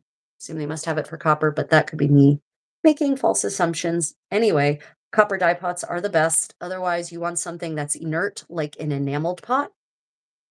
Because again, say an iron pot, and I don't know about steel. I'm not certain. I mean, steel technically has iron. Um, I don't I don't know what if a modern steel pot would be problematic. I do know that an iron pot would be problematic because it will change the nature of your dye bath by emitting iron ions into it and change the colors that you have and might give you a color you don't want. Personal experience talking. Um, oh, and there's Philip. Let me see. I think Amish women have higher collars. Yeah, a lot higher. Escapism, but you also get so much more of understanding of people and their ways today. Yep, definitely a good reason for doing this whole medieval living history thing. Then you understand more about why we are. By understanding our past, we understand more about why we are the way we are now. And some people don't care about that, but that's also the only way we can make progress, that we can change bad behaviors, that we can change the not keep making the same damn mistakes we've been making. I heard calendula creates a yellow dye close to saffron, but I don't know if it's historically accurate. Yeah, calendula does also. I think calendula is not necessarily very color fast. Let me say I'm fascinated because there used to be a lot of skills everyone had, and their parents and grandparents taught them, and will forget if no one tries to learn them. Yeah, another good reason for medieval living history. Absolutely. And I've always been fascinated by how things are made. Yep, I'm right there with you. I was the young lady who took electronics apart so I could understand how they worked. But then I realized that electronics were not my medium of choice. Fabrics and textiles were. For me, it's how when you are in a period camp and the smells and the noise is all just right. It's the closest we can get to a time machine. Yeah. Yeah. Murphy Wolf, absolutely. But Murphy Wolf, so that explains why you enjoy that atmosphere, but not why you're interested in the time machine part. Is it escapism, or do you just somehow feel drawn to that period of history? Both? Something else? I always loved medieval and Renaissance history and the clothes, so that's why I'm getting back very slowly into living history. Very cool. Oh, I also love fighting with sticks and steel. Yeah, I mean, well, come on, who doesn't? I'm just a massive history nerd, and most of US history nerds, or most of us history nerds, sorry, just love to learn and experience life. And I think that's what I like the most about it. Yeah, I've always been a massive history nerd for certain. I realized belatedly, though, that I don't care so much about the battles and the dates. I care about the way people lived. And I do definitely care about the whys, like, why are we where we are today? In that case, I care about battles and dates, but not just for the perspective of, oh, well, this battle happened then. Okay, this battle happened then, and what repercussions did it have for then and now? Yeah. um, Carefully with roof rainwater, even icicles have bird poop. Yeah, Alina, thank you. Yep, exactly. Uh, yep. You don't want bird poop in your dye bath, God, especially if it's berry season. I never would have thought to have a special pot for this. Thank you. I used a stainless steel pot. So, Kaylee, your dyeing pots, do not ever use them for cooking ever again. Once you dye in them, never go back to cooking in them. And that goes to everyone. Please don't do that. You're going to poison yourself. I have I have pots pots. I have just my beeswax pots, I have my dyeing pots, I have cooking pots, and ne'er the twain shall meet. Never, ever, ever use your dyeing pots as cooking pots. You can take a cooking pot and use it as a dyeing pot, but it can't go back again. That's a one-way street. Let's see. Let's see what other comments I've missed. I would have I've used stainless steel. Yeah, so I'm using a stainless steel pot for dyeing. I haven't looked into that, so I don't know if that would be problematic, 'cause stainless steel is kind of a different beast. But if you use an iron pot, like a cast iron pot, you'll get a completely different outcome, and it might not be the outcome you want. It could be, it could also not be. But that's not what they use. They did not use iron pots for dyeing in the Middle Ages. They used copper pots, as far as I understand, anyway. In camp, has anyone ever taught how to use a sling? I'm curious about food, and I'm not sure why. Oh, excuse me. I'm curious about how, and I'm not sure why. Has anyone ever taught how to use a sling? It just seems to be a human skill. Do you mean, what do you mean by sling? Like a rock sling? Like you can kill Goliath with it? That kind of sling? That's a great question. I'll have to ponder on that for a while. Yeah, it's a hard question to answer, right?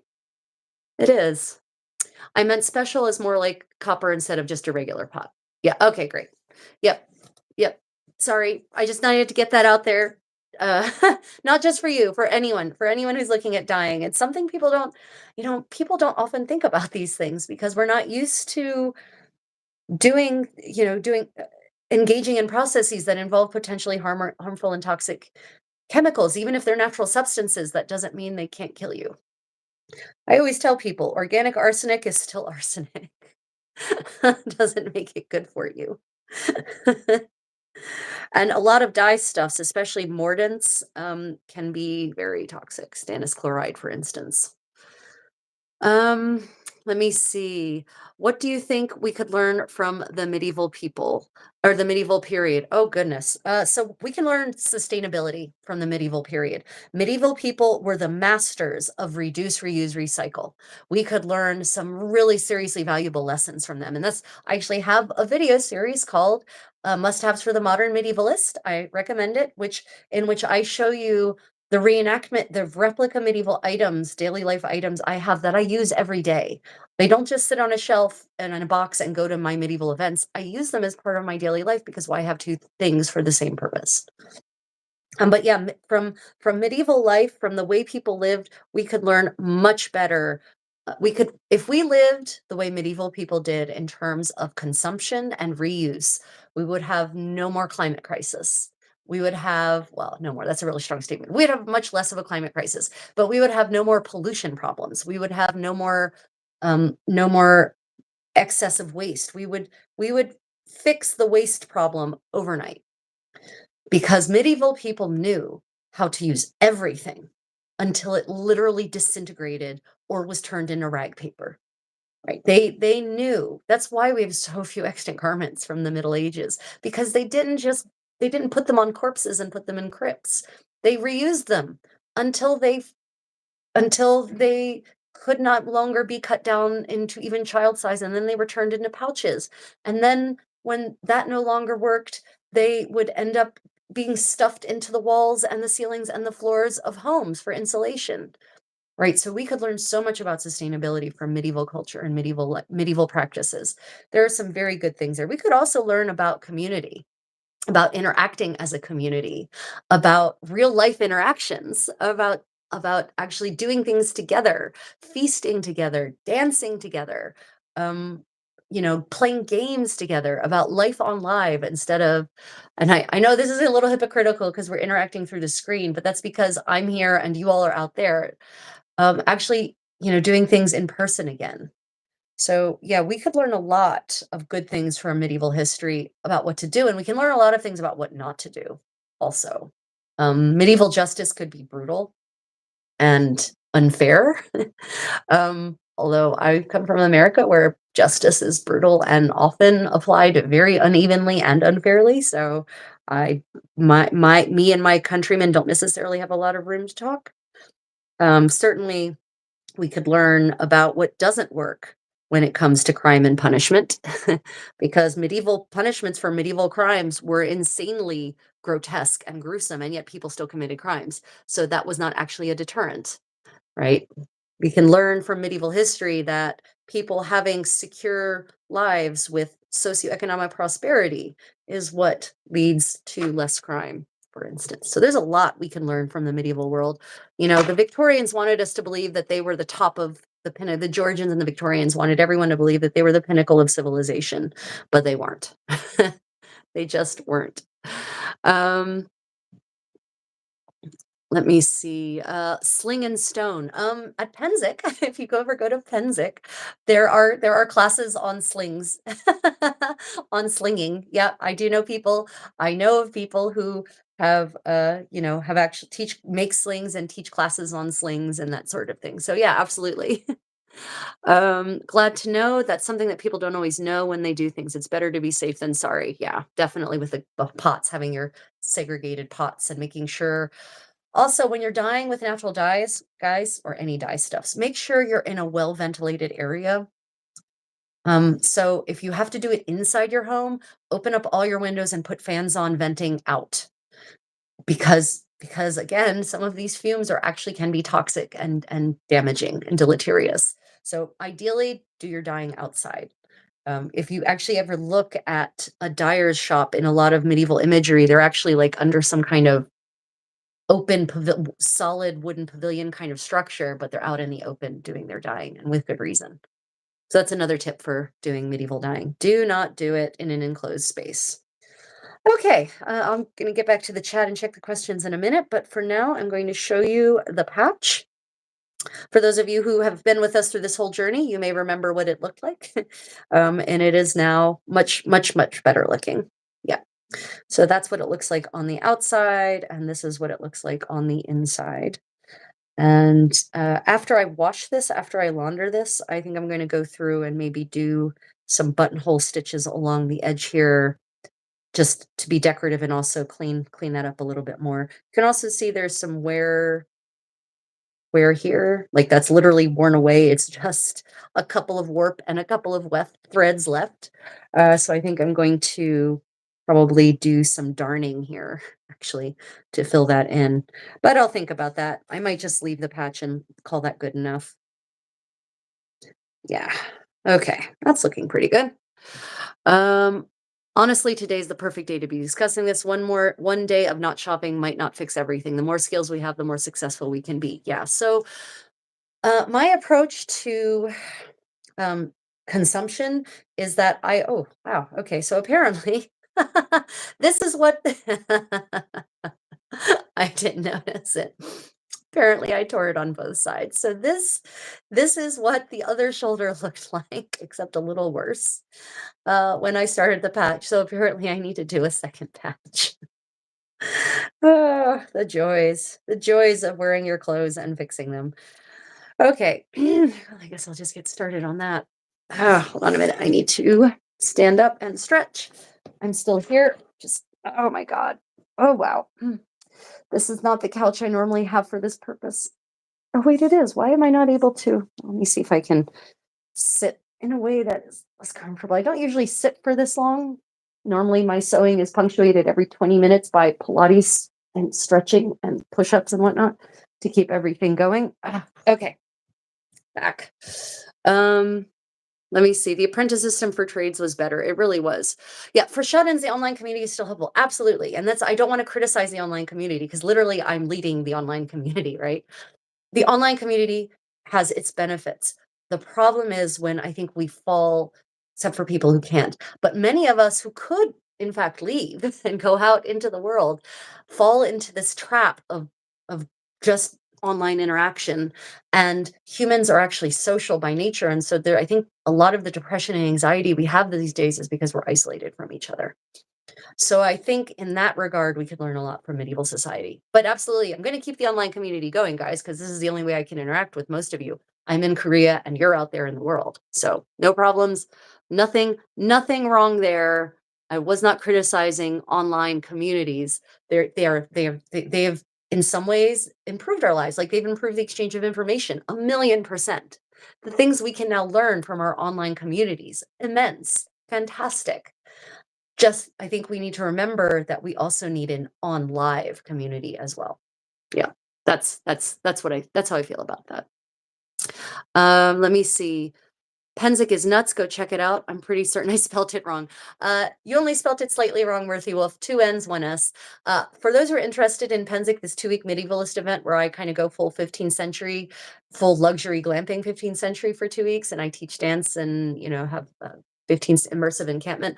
I have multiple Penzik playlists.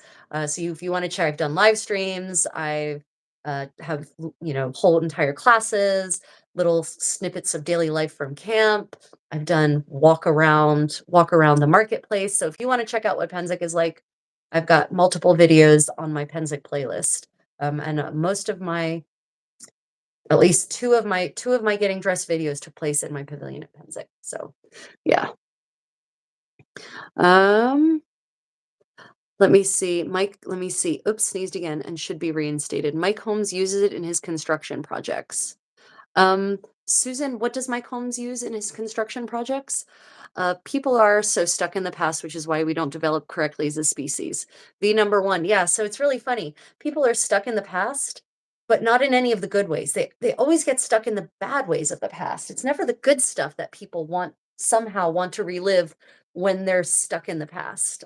Which is why I like my version of medieval living history, where I focus on the good things and take the good from that period and apply it to my modern life.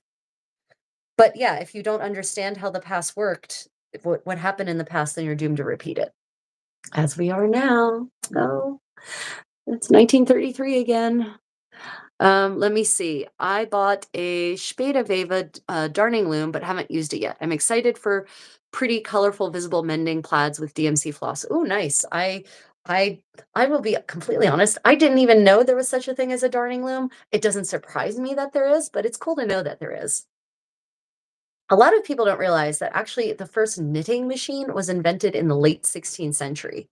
And I mean, it wasn't oops, sorry. It wasn't powered by electricity, but it was a machine, and it's what drastically increased that's why suddenly everyone is wearing knit stockings by the 17th century, because there was now a machine to do it. I thought that was pretty fascinating. I only learned about that very, very recently.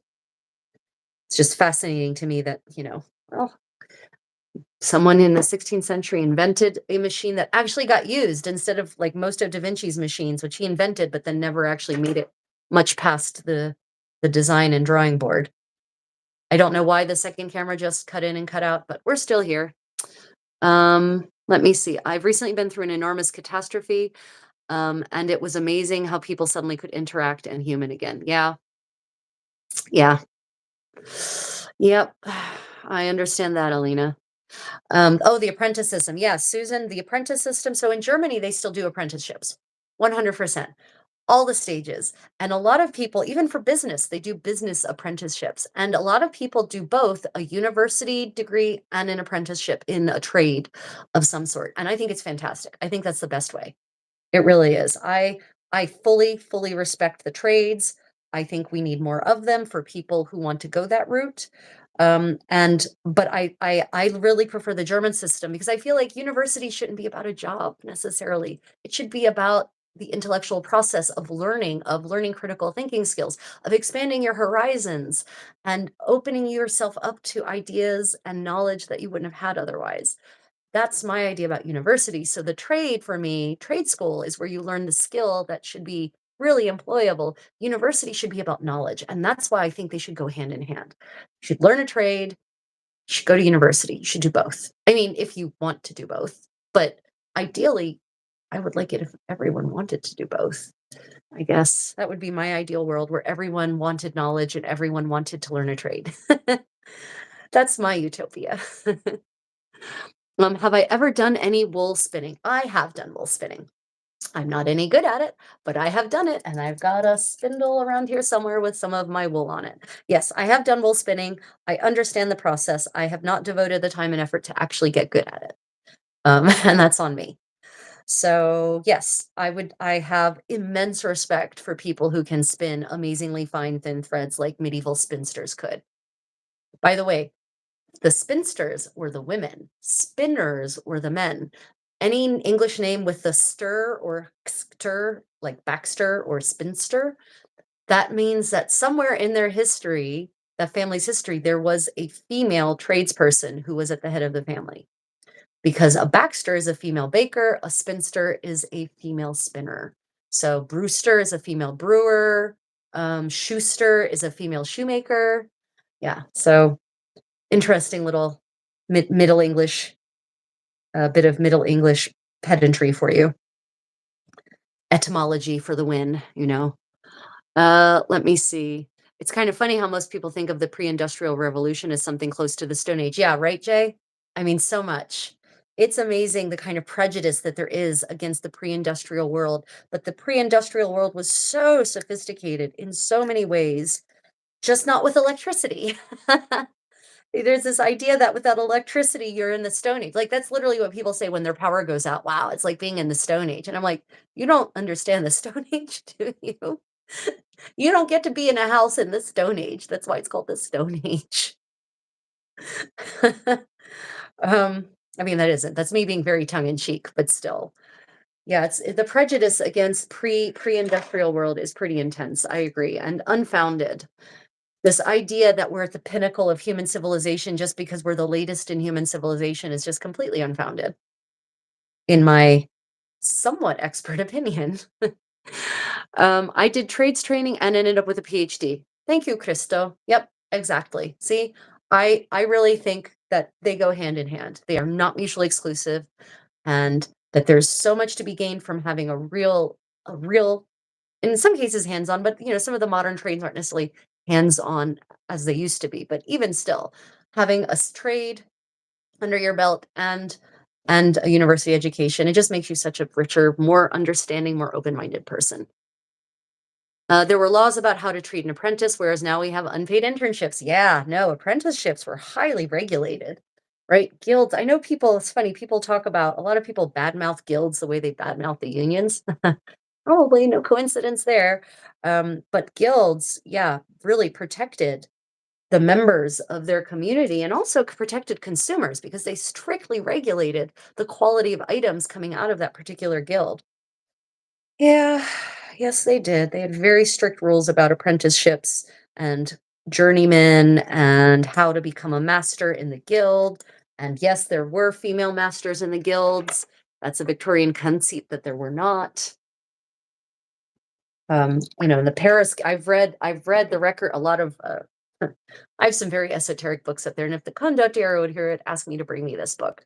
There's a book on women labor in medieval France, and it talks about the guilds. There were both guilds entirely for women, but there's plenty of evidence of female membership in the guilds, the main guilds themselves. So yeah.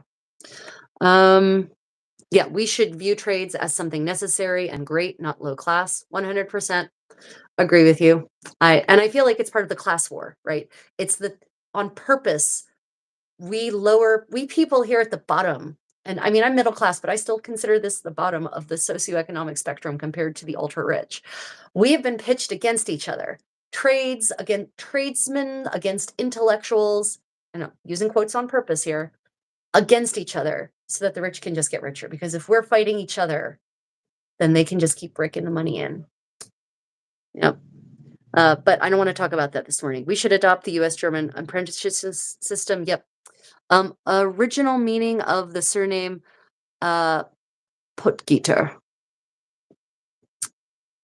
I actually do not know the name. I'm not familiar with Puttgitter. Uh Actually, Christo, I'm going to ask, is that an I'm going to really honest, is that an English last name or is that a German last name? Alina, I suppose there always will be a tendency, a bias towards the now as if it's the best and most normal. Yeah, I mean, sure. We don't want to think of ourselves as having failed to progress. No one wants to be the villain in their own story. No one wants to think of themselves as having ruined civilization or dragged us backwards, right? Most people don't actively want that. Um, their actions may lead us in that direction, but that isn't necessarily their goal. Or most often it isn't. There's only a few psychopaths who really want that, right? Guilds in the Hanseatic League are a great jumping off point for a deep dive into medieval economics. Oh yeah, the Hansa League, man. Yeah, sorry, that's my German coming out. The Hanseatic League. Yeah, definitely. It's fascinating. You start reading these statutes and the cases because of course people don't know guilds had their own courts. They would try their own people, fined usually. Sometimes I think they might be put in the stocks. But you can just learn so much from these records. Alina says, knitting guilds used to accept women if they were the widow of a guild member and didn't have another way to feed their kids. So I learned from current day master knitter. So I heard from current day master knitters, but who knows if it's true? I mean, it could be true. It could be true to a specific period. You can't. It's really our tendency as humans is to take any period of history and assume that things were uniform through that entire period of history. So in the Renaissance, in the Middle Ages, in the Georgian era, but the reality is that from century to century, the situation changed, and even from decade to decade. So that could have been true to a very specific time in the Middle Ages in a specific place, because not all knitting guilds are created equal, and not everywhere had a knitting guild, for instance. I have heard that myself. I have seen something like that in one of the guild records, but it wasn't the knitting guild. I think it might have been the brewing guild. Something along those lines, where if the husband dies, the wife can take his place as a guild master. And I don't remember if it also included the caveat about, having children that she needs to feed or not. But I definitely remember something along those lines, and I think it was the brewing guild in England, I think. But yeah, we can't, it is dangerous, and I must remind myself too that We should not treat the Middle Ages as a monolith, that we should look at it as different geographies, different times, different realities that change, that shift as the years progress. Yeah, a growing number of those psychopaths, it seems. Yeah, sadly, I agree with that. There are a lot of, you know, let the world burn kind of sociopaths out there. Sort of for me, the most intimidating. This might seem like a left-hand turn, but go with me here, people. The most intimidating Joker in the history of the Batman franchise is Heath Ledger's Joker, because he struck me as real. He struck me as a real psychopath, a real sociopath who really just wanted to see the world burn. And that was his goal, was for people to suffer, was to create chaos. That scares me. That kind of person terrifies me. That was the most plausible and the most, yeah. And I do agree. I believe there's an increasing number of people who fall into that category. Um, yes, the master knitter did specify a time period, and lo, and I've forgotten. I do think the Middle Ages, but which century, which decade, I don't remember. Mario, valid take. Thank you. I think about the oddest things when I get into my little sewing reveries, when I'm not talking to you all out there in the world. For those who are just joining or have joined since I last made my sad self-aggrandizing spiel, if you're enjoying this live stream, please hit the thumbs up. And after the video publishes, if you feel like it, if you can take the time to even just leave an emoji in the comments under the video, it triggers the algorithm, boosts my channel, all of that crap that I hate that I have to say, but there it is. There it is. That is the ecosystem in which I operate. Sad but true. Yeah, Heath Ledger's Joker was the scariest. It really, really was. And that's why, any other Joker for me just isn't. It's just not. But that's just me. That's my personal take. And location, I was trying to say, I have a concussion and don't see. Oh my God, I am so sorry, Alina. Oh my gosh. Don't worry. I I try not I don't judge about typos. If I can make it out, I will, and if I can't, I just kind of like skim over it lightly. Please don't apologize for typos, guys. We're human, and especially if you're recovering from a concussion. My God, I'm really sorry to hear that. That is terrible. I fear things like concussions because my brain is one of my assets.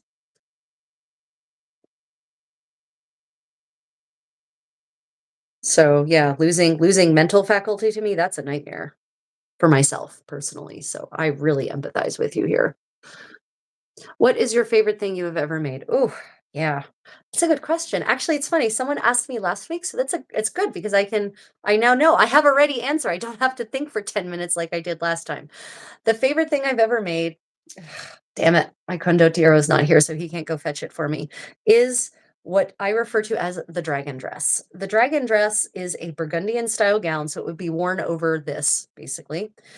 What people call a Burgundian style gown, but is really Franco-Burgundian and was definitely also worn by English people and in Portugal as well. But anyway, and it's yellow silk satin, and it has hand appliqued, like 200 hand cut out, hand appliqued black silk dragons on it. And I love it because it was the coronation dress when I was crowned as Queen of Drachenwald, which is a kingdom in the SCA, for those who know that group.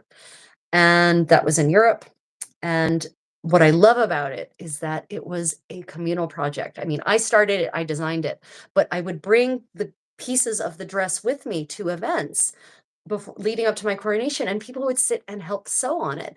They would help applique the dragons on, and then once the dragons were all appliqued, then they helped with the seams, and once the seams were done, then they helped with the top stitching, etc., etc. So that, I think probably over 120 people of the people who would become my subjects, the people who would help me make the dream come true for everyone else, helped create my dream coronation gown. So it became a symbol of people's respect and love and affection for me, and my respect and love and affection for them. And it was so fun to just sit around at events and chat with people. And because the panels of this dress were huge, because it's got a 10-foot train, really full skirts, and there were 4 panels. So we could all sit, 4 or 5 of us on a panel sewing together and chatting and just having a grand old time while creating this beautiful thing together and attempting to recreate a historical garment from the 15th century. So yeah, that I think is probably my favorite gown ever, my favorite project ever. Let me see. Um, Historical sewing isn't something the algorithm actively bumps to recommend. I have to do regular search to find the latest videos. Yeah, no, historical sewing for whatever reason these days, historical sewing, the algorithm is not pushing it at all. I have to come up with some of the craziest names for my sewing videos to get the algorithm to recommend it. It's it's very frustrating to say the least. Yeah, so that's why if you all can do me a solid, hit the thumbs up, and once the video posts, leave a comment or just an emoji. It triggers the algorithm and makes it look at my channel and actually start sharing my stuff around. It's really also I've noticed men doing the same thing I'm doing, their channels get a lot more push than mine do. And I don't think that's an accident, unfortunately. I have a travel channel as well. My male peers, their content gets pushed hard. It's almost exactly the same kind of content I'm doing, except, we obviously have our own styles, but my channel barely gets pushed. They produce a video on almost exactly the same thing I do, and their video gets pushed hard. So I don't think that's an accident. Yeah. Um, Let me see. Your needlework reminds me of my mother in the 1960s doing it while chatting along. Wonderful reminder. Oh, thank you, Christo. Yeah. I just love chatting and sewing. It's funny. I bring sewing projects with me wherever I go because I don't like sitting and doing nothing with my hands. And some people they at first they get offended. They think I'm not paying attention to them, but they don't realize I can do both. I can chat and I can sew successfully. So people who aren't in the historical community, like my non-living history friends, believe it or not, I have lots of non-living history friends, especially here in Korea. And especially my older Korean friends, they don't do handcrafts. So they think it's really weird that I actually want to sit and talk while doing a handcraft. But they've come to accept it once they get to know my process, right? But yeah, stitch and bitches are a living are Christo, maybe you don't know this, in living history communities, stitch and bitches are a really common thing. It's one of the most fun aspects of medieval living history or living history of any period, in my opinion, are the stitch and bitches. Yeah. Is there a lot of SCA groups over in Korea? I know they're international, but is there a large group? So where I am in Korea, there are a few of us kind of scattered. There's a large group in Bangkok, really big group in Bangkok. There used to be a big group in Japan, but that kind of fizzled out. There's just one person in Japan now, I think.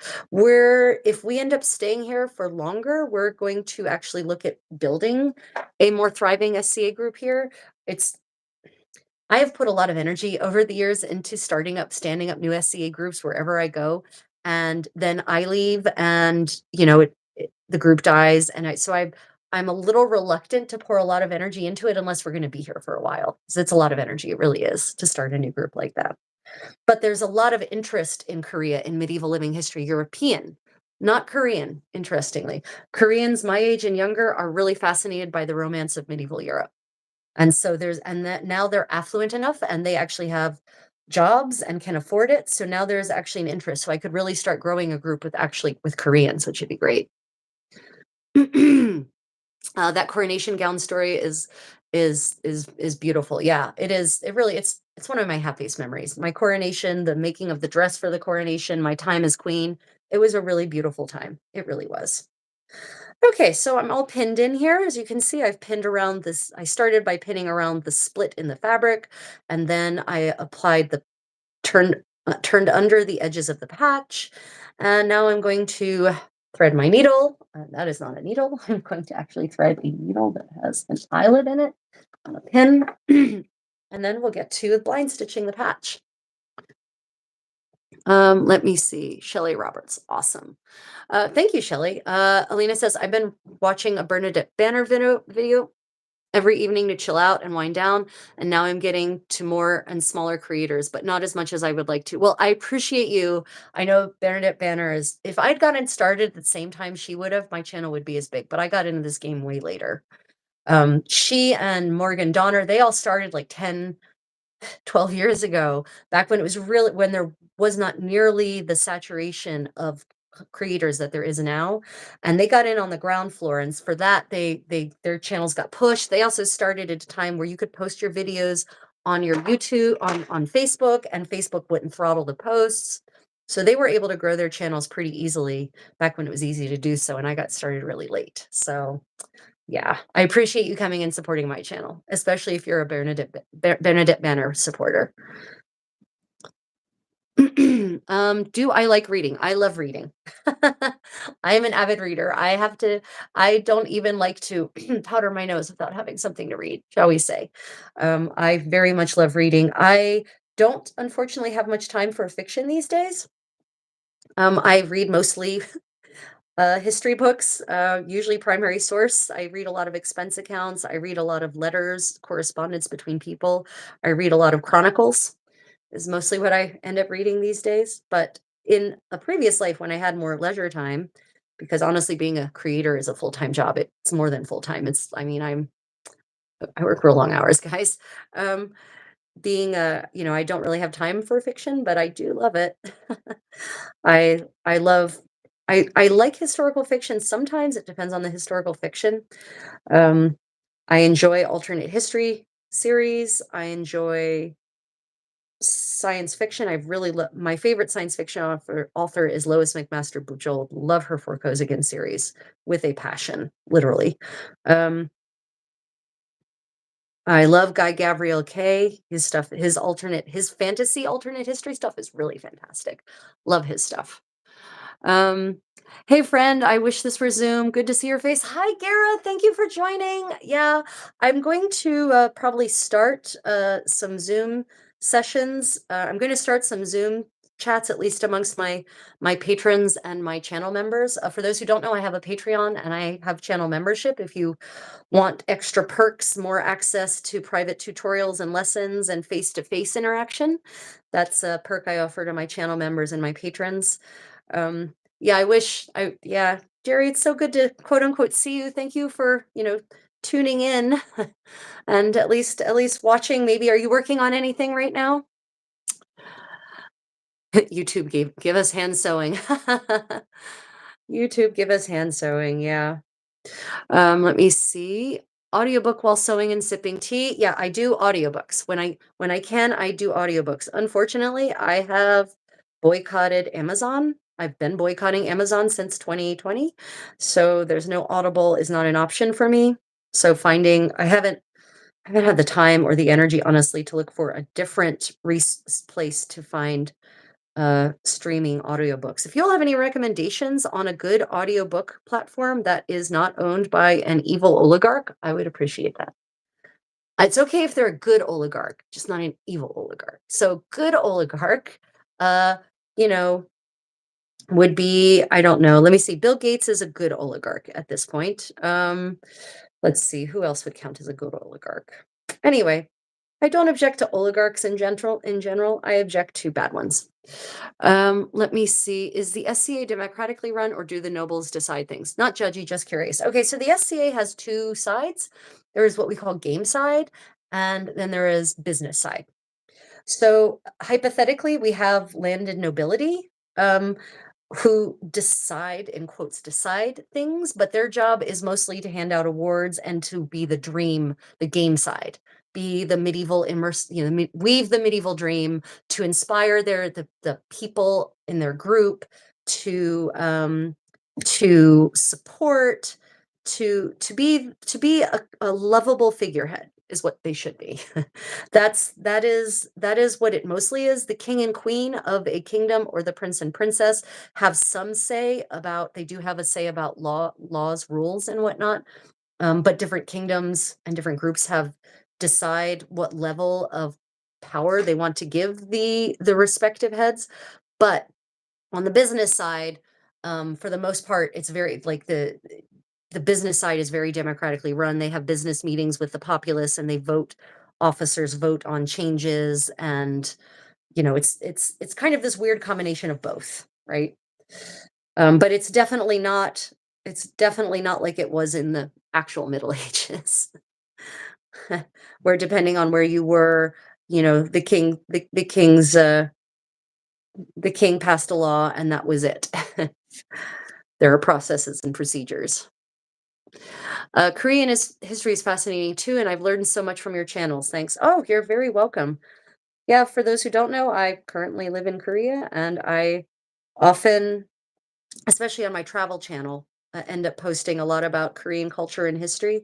And sometimes I do post here as well. But let me tell you, when I post things about Korean history on this channel, the algorithm punishes me. It's really frustrating. YouTube does not like my all-around medievalist format whatsoever. It does not understand that you can dance and cook and sew and all of these things be related because it's medieval living history. It's really annoying. Jay recently restarted the Wheel of Time series. Oh God, Alina, you recently restarted the Wheel of Time? Wow, wow, wow. I guess I'll see you in a couple of years. Shelley Roberts says the algorithm is so jacked up too. Oh, it really is, Shelley. You are not kidding. I did not wax this thread. I got chatting and forgot to wax my thread. Ladies and gentlemen, what happens when you don't wax your thread? The thread starts knotting on itself. So I'm going to go ahead and do that now. Waxing the thread helps prevent it from knotting on itself, and it also makes the thread stronger, so it's less likely to fray and break in the middle of sewing. So it's a 2-for-1 deal. And this is beeswax. It smells so good. I love the smell of beeswax.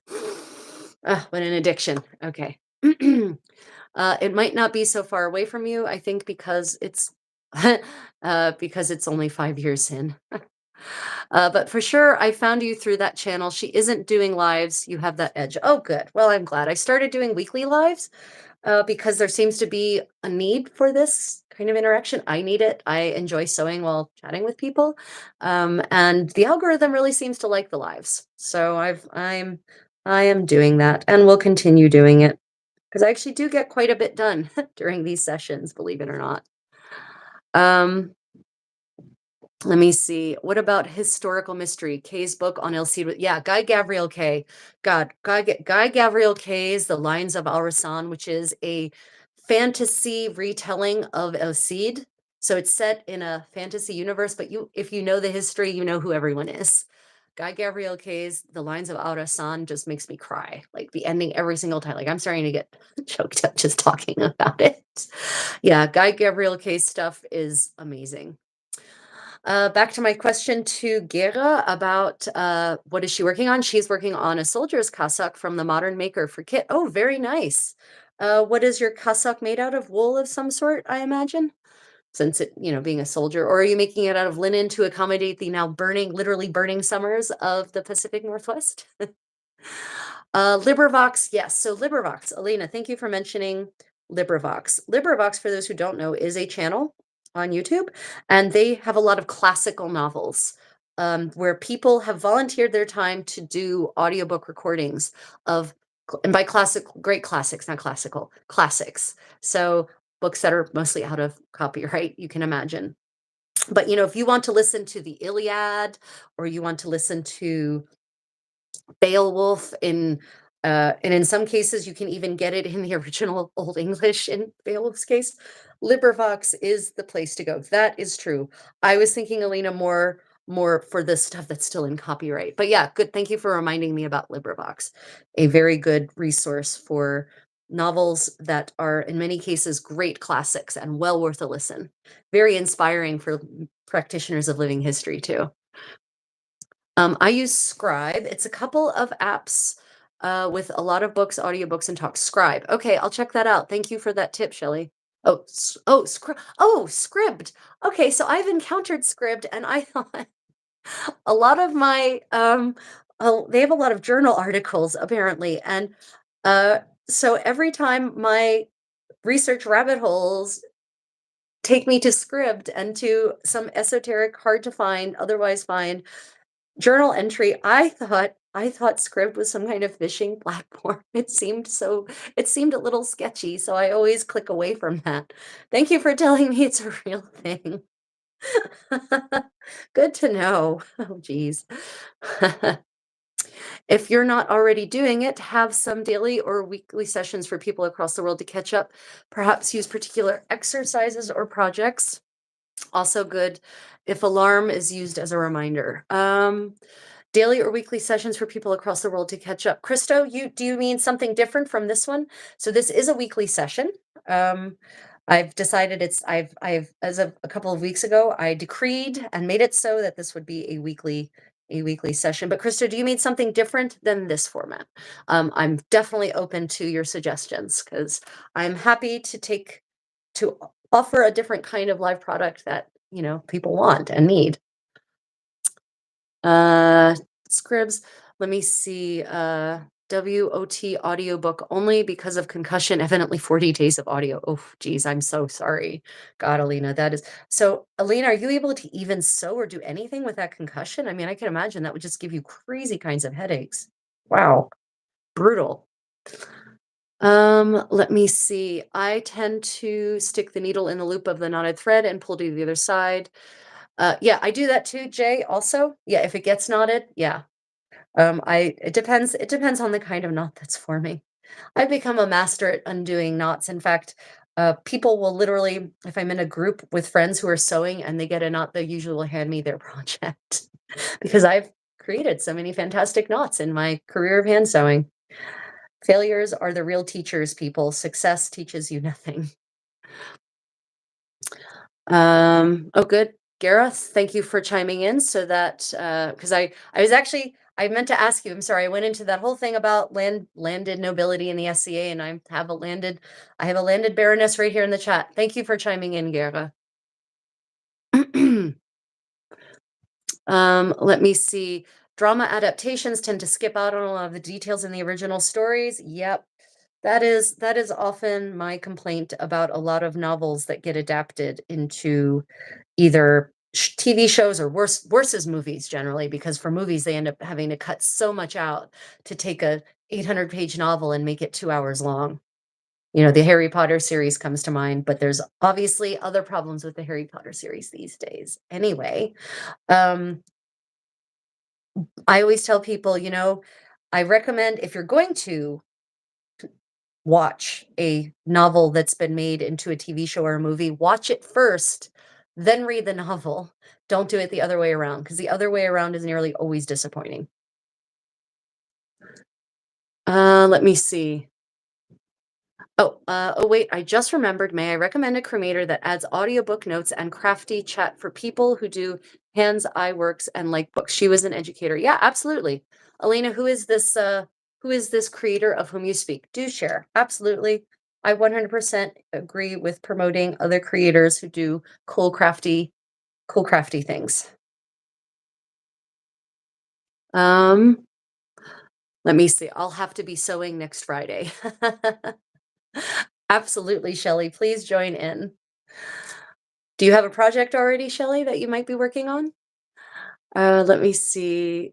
The LibriVox channel is actually really helpful. Thank you. Yeah, thank you for reminding me about that. Um, I've I had actually kind of forgotten about it, even though I have very often listened to it and used it. Let me see. I've been asking folks on lives a single question for a survey I'm doing. If you don't mind me asking, what do you want to be? What did you want to be when you were younger, and how does that compare to now? Aiden, thank you for that question. I hopefully you're still there. I'm sorry, I'm a little behind on the chat answering everyone's questions. Yeah, goodness. So I changed career options a lot. So I started wanting to be the president, the first female president of the United States. And then I realized what a horror show that was. And then I wanted to be an artist. And then I realized that that would not be a good way to make money, I thought, like painting, because I used to do like classical fine arts kind of stuff, painting and drawing and that sort of thing. And I guess I still do, but I just don't do it actively. I still have that skill set. And then I wanted to be an Olympic horseback rider because I used to be horse crazy, and I guess part of me is still definitely horse crazy, but um, reality made me realize that wasn't going to happen. Considering my socioeconomic status, to be an Olympic horseback rider, you have to start off with a shit ton of money generally to achieve that level of skill. Um, and then I thought I wanted to be a history professor. And then I decided to be a linguist and be a translator. And that's what I actually was for a good long time. But now the machines have eaten translation as a career field for someone with boring European languages. And the machines have also eaten my career field as an editor for the most part. Those platforms are gone. And so, yeah, I guess I've kind of come full circle because now I am basically making a living from being artsy and craftsy and creative again. So I've kind of come full circle to where I was. It's just not the fine arts, but it is the arts for certain. So that is very interesting.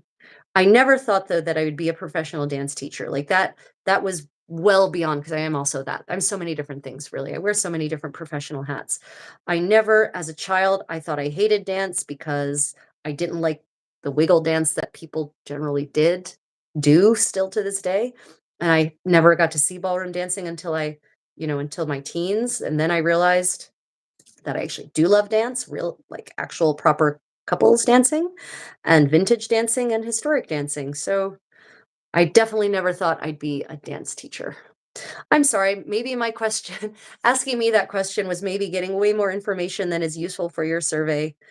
I'm oftentimes a complicated person and I can never answer questions simply. I apologize if that's more than you wanted. The Cossack being made is to SCA rapier kit standards. The fabric assembly has to withstand a penetration test. Got it. So there's 3 layers of linen, cotton canvas, but it's less breathable. Yeah. Yeah.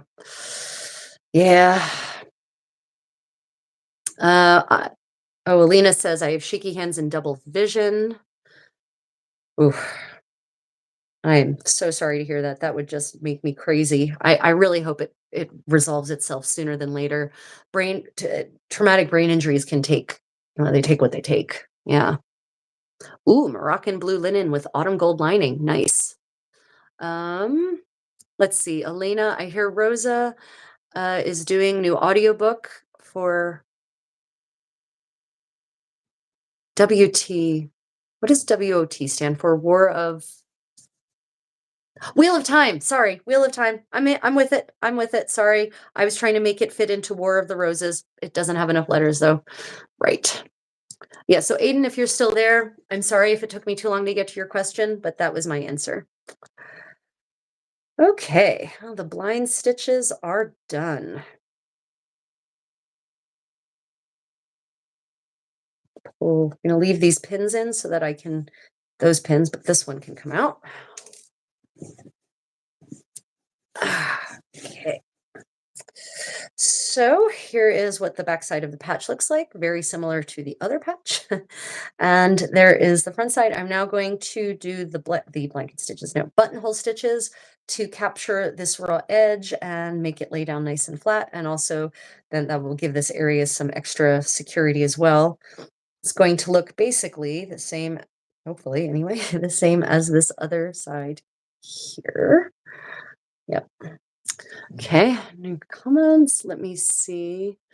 Um, okay, yeah, so definitely that suggestion, was it Jay who had the Christo? Yeah. So Christo, if you're still there, if you could answer my question about exactly what you meant by daily or weekly sessions for people to catch up across the world. Or if you mean like shorter sessions where they catch up on what I'm doing and what projects I'm working on, that kind of thing. Contessa, uh, what interesting travels do you have upcoming? Oh, yeah. So I actually have, I have a lot of trips back to the US upcoming. I wish I had interesting travels upcoming. Yeah, to me, travels to the US are not interesting, but that's okay. I'm flying back to the US in 2 weeks actually to lead medieval dance at a 4-week immersive 14th and 15th century event in Oklahoma at Turner Falls, which is beautiful, by the way. Very good group there. Very good group. That's the company of the Lynx Argent. And then I'm coming to Canada. Actually, this is interesting because I've never been to Alberta before. It is Alberta, I think. Edmonton is in Alberta, right? God damn, I'm showing my ignorance of Canadian. I'm pretty certain it's in Alberta, right? It's not Calgary. Anyway, I'm going to Edmonton and or Calgary's in Alberta. Yes. going to Edmonton to teach at Avakal's Kingdom University, teach dance and some other things. So that'll be really interesting. They've hired me to come do that. So that's super cool.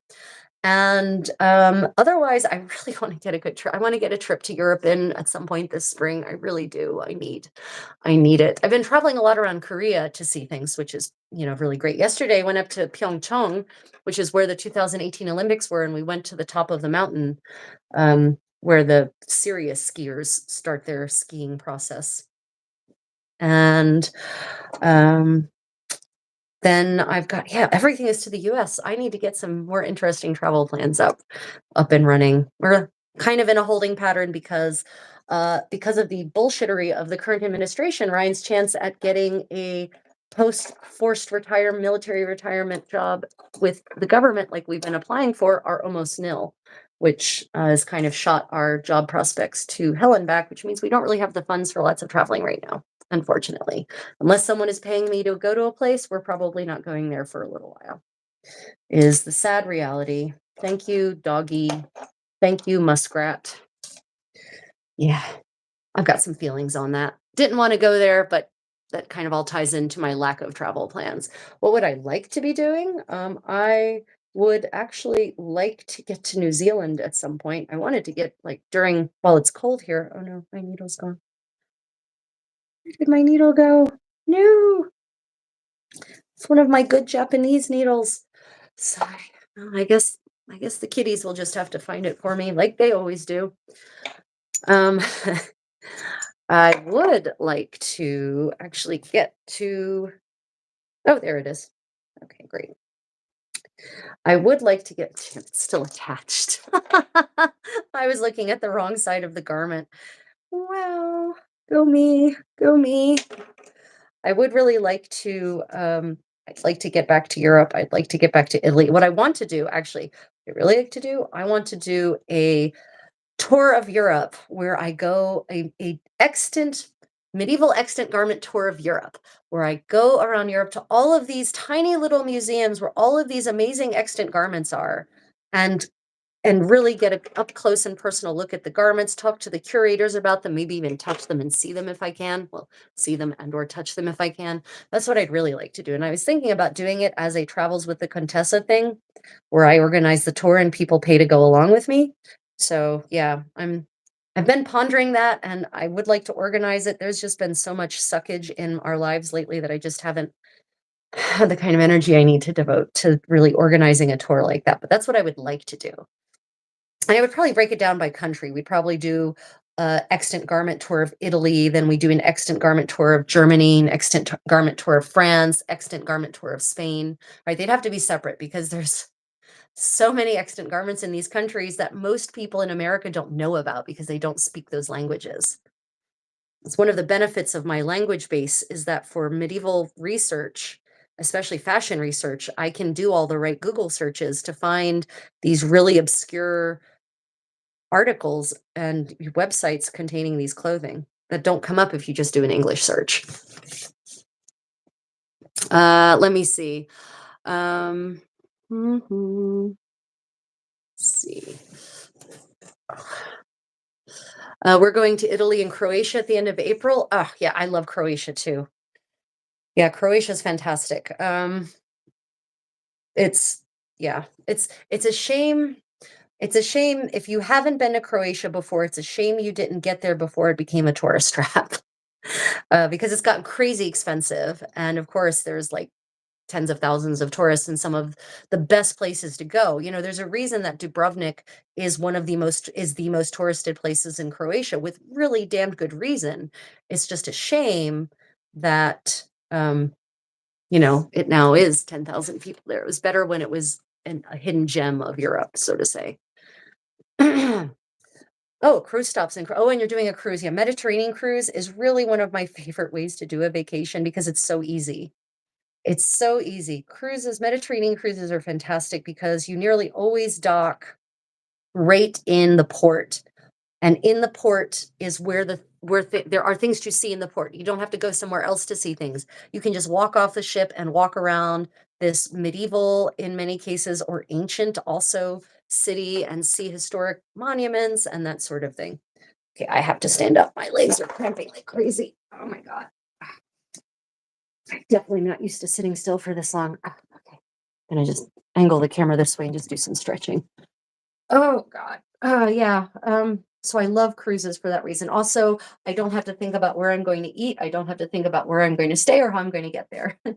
It's a lazy person's travel. Cruising is definitely a lazy form of travel. I will fully admit that. But what's great about cruising is that you can actually get a good buffet of different destinations in, and then you can decide where you want to go back to and spend more time. So cruising is a good way to kind of get a preview of your options in a given region and then go back and explore more in more detail and at more length. So yeah. I want to see the Kloster Neuberg and the Babenberger Stammbaum. Yeah, absolutely. Yeah, the Babenberger Stammbaum is amazing. Yeah, yeah, yeah. I'm now saving for tours of the Contessa event. Yeah, I definitely, I'm going to get it. I'm finally, people have been asking me to do organized tours, historical tours for a long time, and I really want to do it. I just need to buckle down and do it. And I think I'm going to tag my condottiero to help me get this shit planned out. Sorry, excuse my language. Help me get this planned out because I think it would be a lot of fun. Be maybe a good way for me to make a little money in otherwise lean times, but also it's something I've really just wanted to do. Oh, saludos de Argentina. Marcelo, hola, ¿qué tal? Laurie says Edmonton and Calgary are indeed both in Alberta. Yay, thank you. Right, I assume, Laurie, are you in Quebec, perhaps? The other side of the country? Yeah. And I would love to extend an extant garment tour. Okay, guys, this is really cementing it for me. I promise you, I'm going to start putting something together. It will probably be in the fall because I want people to have time to save and I want to make sure I can reach out to curators and museums and get their buy-in. Now, I actually reached out back sorry guys for joining for a sip and stitch. I'm stretching because my legs started cramping agonizingly. Like I was reaching level 5 on the pain scale and I have a pretty high pain tolerance. So I reached out in 2012 when I first heard about Diego di Cavanilla's extant farsetto. I reached out to the monastery where his crypt is and where the garments were. And I got in contact with a monk and he was very friendly and very open to me coming and looking at the garments back in 2012. And then I lost contact. He stopped responding to emails. Monks, man. I don't know. Hopefully he didn't just die, actually, now that I think about it. Anyway, I'm going to reach back out. I'm going to see if we can actually get some up close and personal looks at these garments. So first one will probably be in the fall. It will probably be Italy to start with. But it might be Germany too, because Germany has all of these tiny village museums or these tiny church treasury museums that each have like 2 extant medieval things, a beautiful embroidered pouch and maybe a pair of extant stockings. And no one has published about them because no one knows about them. But I know about them because I used to live in Germany and we used to go into all those tiny little museums that aren't mentioned in guidebooks or that aren't part of the beaten tourist path, right? So it might be Italy, might be Germany. We'll see. Yeah, for the cruising, you unpack once, and where else can the Contessa have such staff? Yeah, exactly. So cruising, my favorite vacation, because exactly, you unpack once and you still get to see a lot of different places instead of packing and unpacking, packing and unpacking. And I tell you, I love traveling. The thing I hate about travel is packing and unpacking. I loathe it. I resent it so much, almost to the point where I'm thinking about on my next trip, as long as I don't need my medieval clothing, I'm just going to bring nothing and just buy clothes there. That is the most unsustainable thing in the world, but I hate packing and unpacking so badly. Let me see. Which Cunard cruises do Mediterraneans? These days it's mostly the Victoria is doing Mediterranean cruises. The Mary occasionally does one, but not very often. Queen Anne, I don't know what that's a ship I'll never go on, so I don't care. But it was mostly the Victoria. I think the Queen Anne has some Mediterranean ones online as well. Sorry to have to leave early. I have to finish watching later tonight. I love watching your streams and work. Have a wonderful night. Oh, thank you, Kaylee. Thank you so much. I really appreciate you joining. Yeah, okay, stretching. So yeah, I think we'll definitely be doing a extant garment tour of X country. If you have a preference for Italy or Germany, let me know. France also has a whole lot of amazing extant garments. You know, there's at the Hôtel de Cluny or the Musée de Cluny, um, at the Musée des Tissus de Lyon.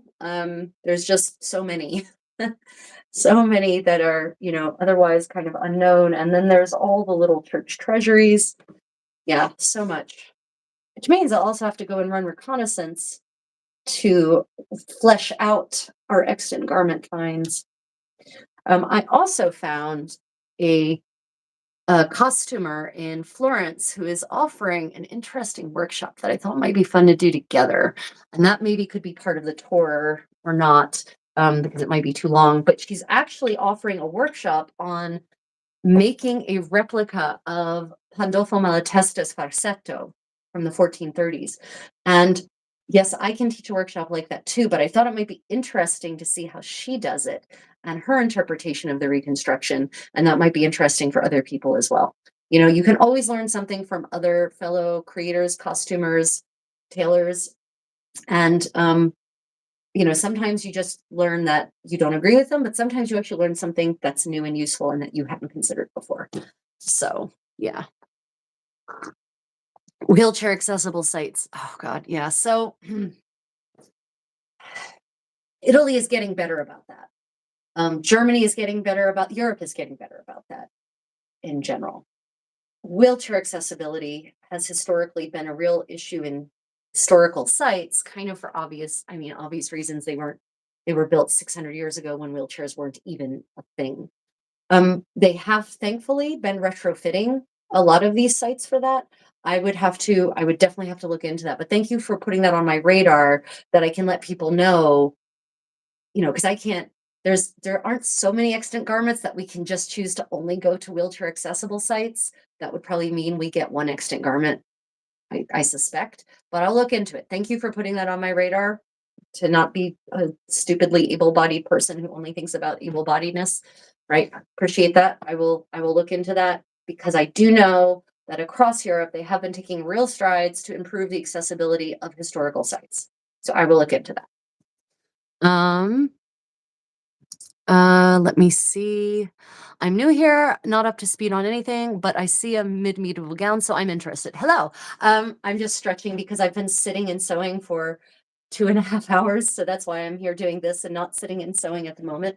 My leg was starting to cramp. Yeah, this is a medieval sewing party normally. Right now it's a stretching and drinking tea and chatting party, but it will go back to being sewing in a moment, where I work on projects. In this case, I was doing some 15th century mending.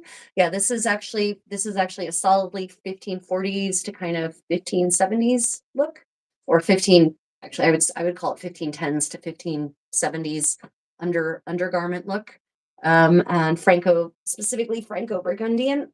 And yeah, I was working on mending one of my smocks, one of these linen undergarments that I had torn badly in both shoulders and done a whole lot of other damage to. And we were talking about that and all sorts of other things. So thank you for joining us. If you have any questions about anything I'm doing or wearing or medieval fashion history in general, I am happy to answer them. I'm also pretty savvy about crafting and whatnot. Yeah, well, let me drink my little shot of tea in my reproduction 14th century Korean cup. Sorry, move the camera back to the lady and the unicorn and resume sewing. Now that my leg no longer feels like I want to amputate it. Right, so to bring us all up to speed, I had finished applying the patch to the area where the tear was. The tear was here across the shoulder, straight, just like it's like I had some kind of exciting night, which I didn't have, by the way, and things got a little steamy and some non-seams ripped. None of that happened. I don't know how these tears happened, but here we are. That's the situation in which we find ourselves. Okay, I am now going to go ahead and commence with buttonhole stitching this rip so that it will become much nicer and much flatter. And just to recap, this is what it will look like basically at the end of this. Right, so that's how it will look at the end, and it will be all nice and reinforced. Ugh, my poor devices. I always, oh, Ocean Answer, you're back. It's good to see you again. Unfortunately, it looks like we're about to lose the camera that shows my hands. It's always a problem with these things. These devices don't last as long as they could, especially when there's a live stream and there's a camera feed. It just never seems to last. They always say, "Oh, this device has a 24-hour battery life." But does it really? I don't think so.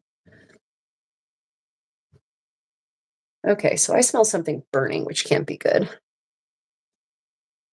Mm. Um, like really burning.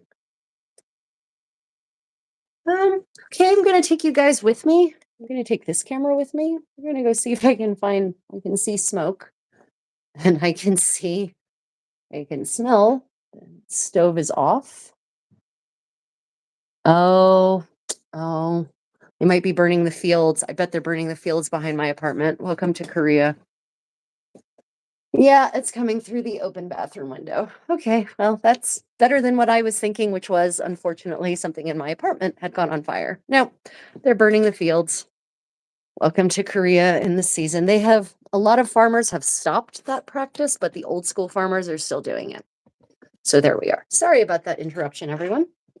But I thought it was important that I not die in a fire just because I'm doing a live stream stitch and bitch. I do have some priorities, not completely crazy. Okay, so as I was doing,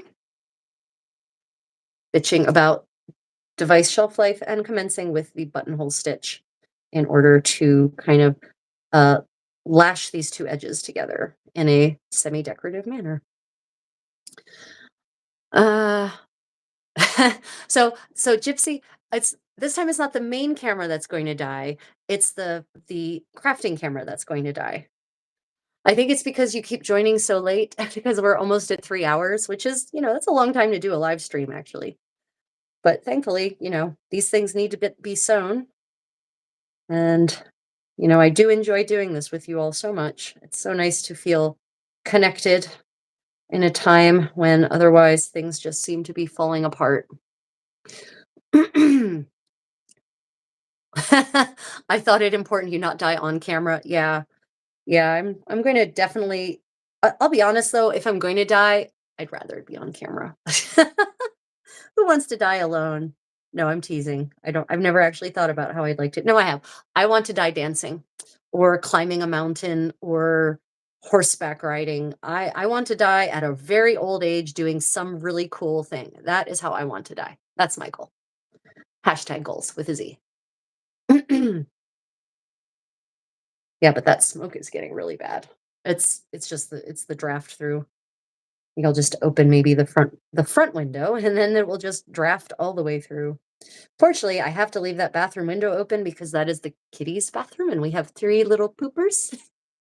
And as you know, for those of you who are kitty servitors, um, kitties can produce some very malodorous fecal matter.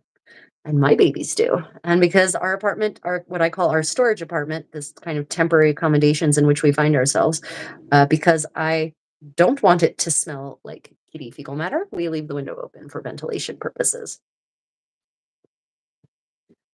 Had an event get rather smoky because a field nearby caught fire. Ooh, after the farmer decided to mow his fields to dust us out.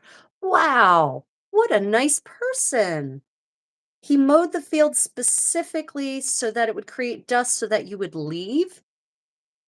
That is a garbage move.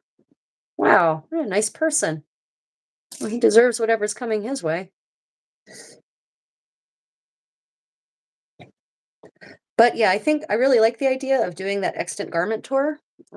So if you have a preference between Italy or Germany being the first terminus, then do let me know in the comments, either here or under the video when it posts. And just so everyone knows, please hit that thumbs up if you're enjoying this. And after the video post, please do leave a comment. Yeah. But yeah, I want to do an extant garment tour and I want to maybe hit some of those traditional weaving shops. Oh, there goes the crafting camera. That's okay. I want to hit some of those traditional weaving shops that are still using, well, not medieval looms, but several hundred-year-old looms anyway, in Florence and Venice. And yeah, maybe at some point, maybe include a 15th century dance workshop in there. I don't know, maybe a or a 15th century picnic, some really cool picnic out in a pretty spot. Maybe I can get a live musician to come, something like that. I'm churning with the ideas on how to make the extant garment tour really special, in addition to being special because you get to see actual extant medieval garments. Bayerisch gar nicht. Also kann ich gar kein Bayerisch. Nee. Überhaupt nicht. Hochdeutsch geht schon in Ordnung. Etwas Hessisch auch. Bayerisch, ne, nicht. Nicht, nicht, nicht. Um, let me see. Speaking of felines, how are the kitties? The kitties are, yeah, they're all sleeping, so they're in their happy place, I guess. Yeah, they've been getting super cute and super cuddly with each other and super loving. So, oh, this repair turned out way better because it was much less shredded.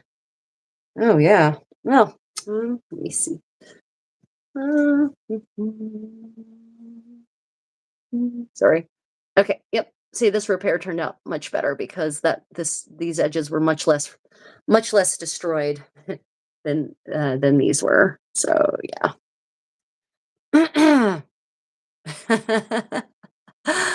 uh, let's see. Like Julian Sands, room with a view, who died while hiking. Exactly. Exactly. Gennaro, have a good English. Yeah. I also can speak English really well, as everyone, as all of my fans know. Yeah, okay. Well, this is probably the best the shoulders of this garment have looked in quite a while. Just gonna bring this through and add a couple of more prettifying stitches on this other end here. Let's see. Some of my favorite places that I've traveled. I one of the things I love about travel is experiencing the culture and the history of the peoples in those places. And recently we went to Thailand. And if you want to check this out, you can check my travels with the Contessa channel, which was the crafting screen on this one. Um, and we actually got to Ayutthaya, as they say in Thailand, as my Thai friends say, which is the medieval capital of Siam. So that was the capital before Bangkok, the one that got burnt down by the Burmese in the late 18th century. And it's basically a ruin now. Like the city as was is mostly ruined. All the wood structures burnt away, but all the brickwork and the stonework is mostly there and intact. And what's lovely about it is there's vast swaths of it that are car free, which for those of you who've been to South Asia, you know how rare it is to find anywhere that's car free. Everyone now has a car and everyone is driving them. No more are people riding bikes, and people are moving even away from those annoying, malodorous, dissonorous motor scooters. They're all now driving cars. So Ayutthaya is lovely because vast parts of it have been turned into parks that are car free. And so you can enjoy the peace and quiet of this amazingly constructed, so elegant historical site. And they even have some real interesting digital interactive exhibits where you can hold your phone up at the ruined temple, and with this app, and it'll show you how it looked before all the wooden superstructures burnt away, which I think is really cool to bring it to life that way, especially for a younger audience that maybe can no longer whose attention can no longer be held by pure ruins. I'm not above or below. I'm not above cheating a little bit to use technology to make history more engaging for newer audiences. I understand that, you know, people these days have different attention spans and different things will catch their attention. So anything that brings people's attention positively to historical landmarks is good in my book.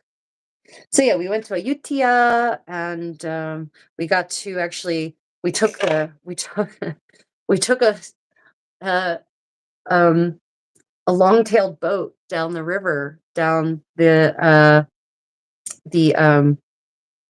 Paraya River, all the way like like 16 kilometers um, to an island called the Kokret, which is a traditional island or an island in Bangkok where there's the Mo people live, and they still do pottery there.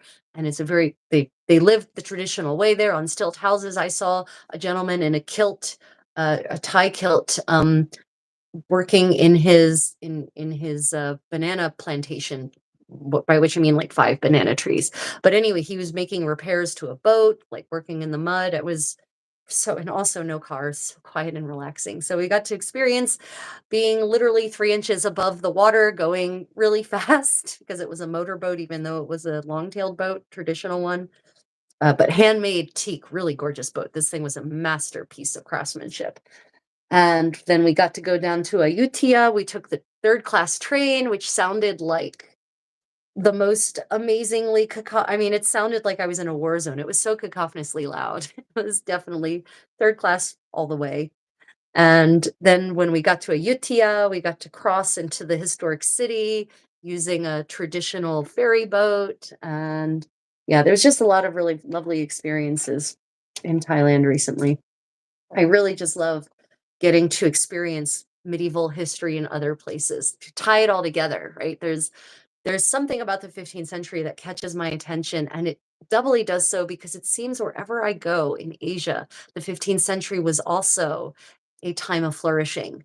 And then after the 15th century, things go to shit, just like they do in Europe. So, same thing in Korea. 15th century was a time of social progress, artistic and scientific progress, and great philosopher King Sejong. In China, you had the treasure fleet, the fleet of exploration that went out to Ethiopia and all over Asia and the Pacific Islands, and maybe even made it all the way over to the Americas. And then afterwards, the Ottomans are actually thriving. At that point, they're still sort of nomadic people. They haven't quite settled down yet, right? And then the 16th century comes, the Reformation happens, and it all goes to shit. Yeah. Okay. Well, everyone, I'm going to call that good because I've been doing this for 3 hours now. Are there any questions? I'm just going to show you the two men's while I give you any last chance for any questions or comments, suggestions for the next one. Let me know. Here was the first repair, which was a total shitty mess of shredded up fabric. And then this was the less damaged one where I was able to do a much cleaner kind of mend. So yeah, thank you for the compliment, Alina. I expect that a whole bunch of comments will come in a stream as they have been doing. So I'll just give you a little chance to wrap up while I once more plug my live stream tomorrow on Irish medieval history with Philip from Irish Medieval History. On his channel, we'll be doing a Q&A on 15th century Gaelic Irish clothing, meaning the Irish, not the Anglo-Irish, not the English who were in Ireland. And that is in response to the video I just put out, which is on his channel, not my channel, on 15th century men's fashions. You should check out that video there. It got pushed way harder on his channel than any of my clothing videos have gotten pushed on my own channel. You don't know how frustrating that is for me, which is what leads me to believe that there's some sexism involved in the algorithm. Yeah. And then we will also this coming week, I'm in the works. I have a video on misunderstood, quick shorts, but intense information pack shorts on misunderstood medieval garments and how they should really look and or be constructed. A couple of different items. I already did part 1 on that. That was the chaperone, which was actually made by Jerry, by Guerra in the chat. She actually made that green, beautiful green round hat. Some people call it a squid hat, right? That was part 1 in that series, actually. And I'm going to be doing one on the Langberg bra. I'm going to be doing one on the V of the Burgundian gowns. And I'm going to be doing one on, there was another man's garment. Darn it. I forget what it was. It's some piece I wrote the scripts up for it. It's in my notes. Anyway, yeah, so stay tuned for those videos, which will be coming out as shorts, and then I'll put them together in as a long format compilation also. Okay. Yeah, well, I mean, there's sexism in real life, so at least it's going to be reflected in the algorithm when they test things. Yeah, for certain. And I'll tell you, some of the hate comments I get on my travel channel, it's nearly always from men, occasionally from women. Women can be misogynist too. I get a lot more hate on my travel channel than I do on this channel, on a lot of ad hominem hate, often on my looks, on my clothing choices. Yeah, that's not a surprise, I suppose. Okay, everyone. Well, I'm going to give it 30 more seconds because there is that much of a lag, I think. Susan has requested a farsetto, and hopefully we'll make some progress on my condottiera's farsetto for next week. And the not a hennin. Um, Susan, so you want me to work on a not a hennin, or you want me to discuss the one I have right now? Let me know. I don't often have time to sit still and do YouTube, but it worked out perfectly to hang out and sew with you tonight. Thank you. Gara, I know you are crazy busy. Like you are my role model. Really, you are amazingly busy and you get so much done and you lead so well. So thank you. I'm really honored and so pleased you could join me. I feel a little less lonely for you all joining me tonight. So everyone, remember to hit that thumbs up. I'm so sorry. It's Martin Luther, it's Reformation time. Wow, that's really funny since I just said, and then the Reformation happens and it all goes to shit. Yeah, I'm definitely not a Reformationist. Okay, everyone, have a lovely evening, weekend, etc., wherever you are in the world, and I hope to see you tomorrow on Irish Medieval History for our live Q&A on 15th century Irish men's fashions. Bye, everyone.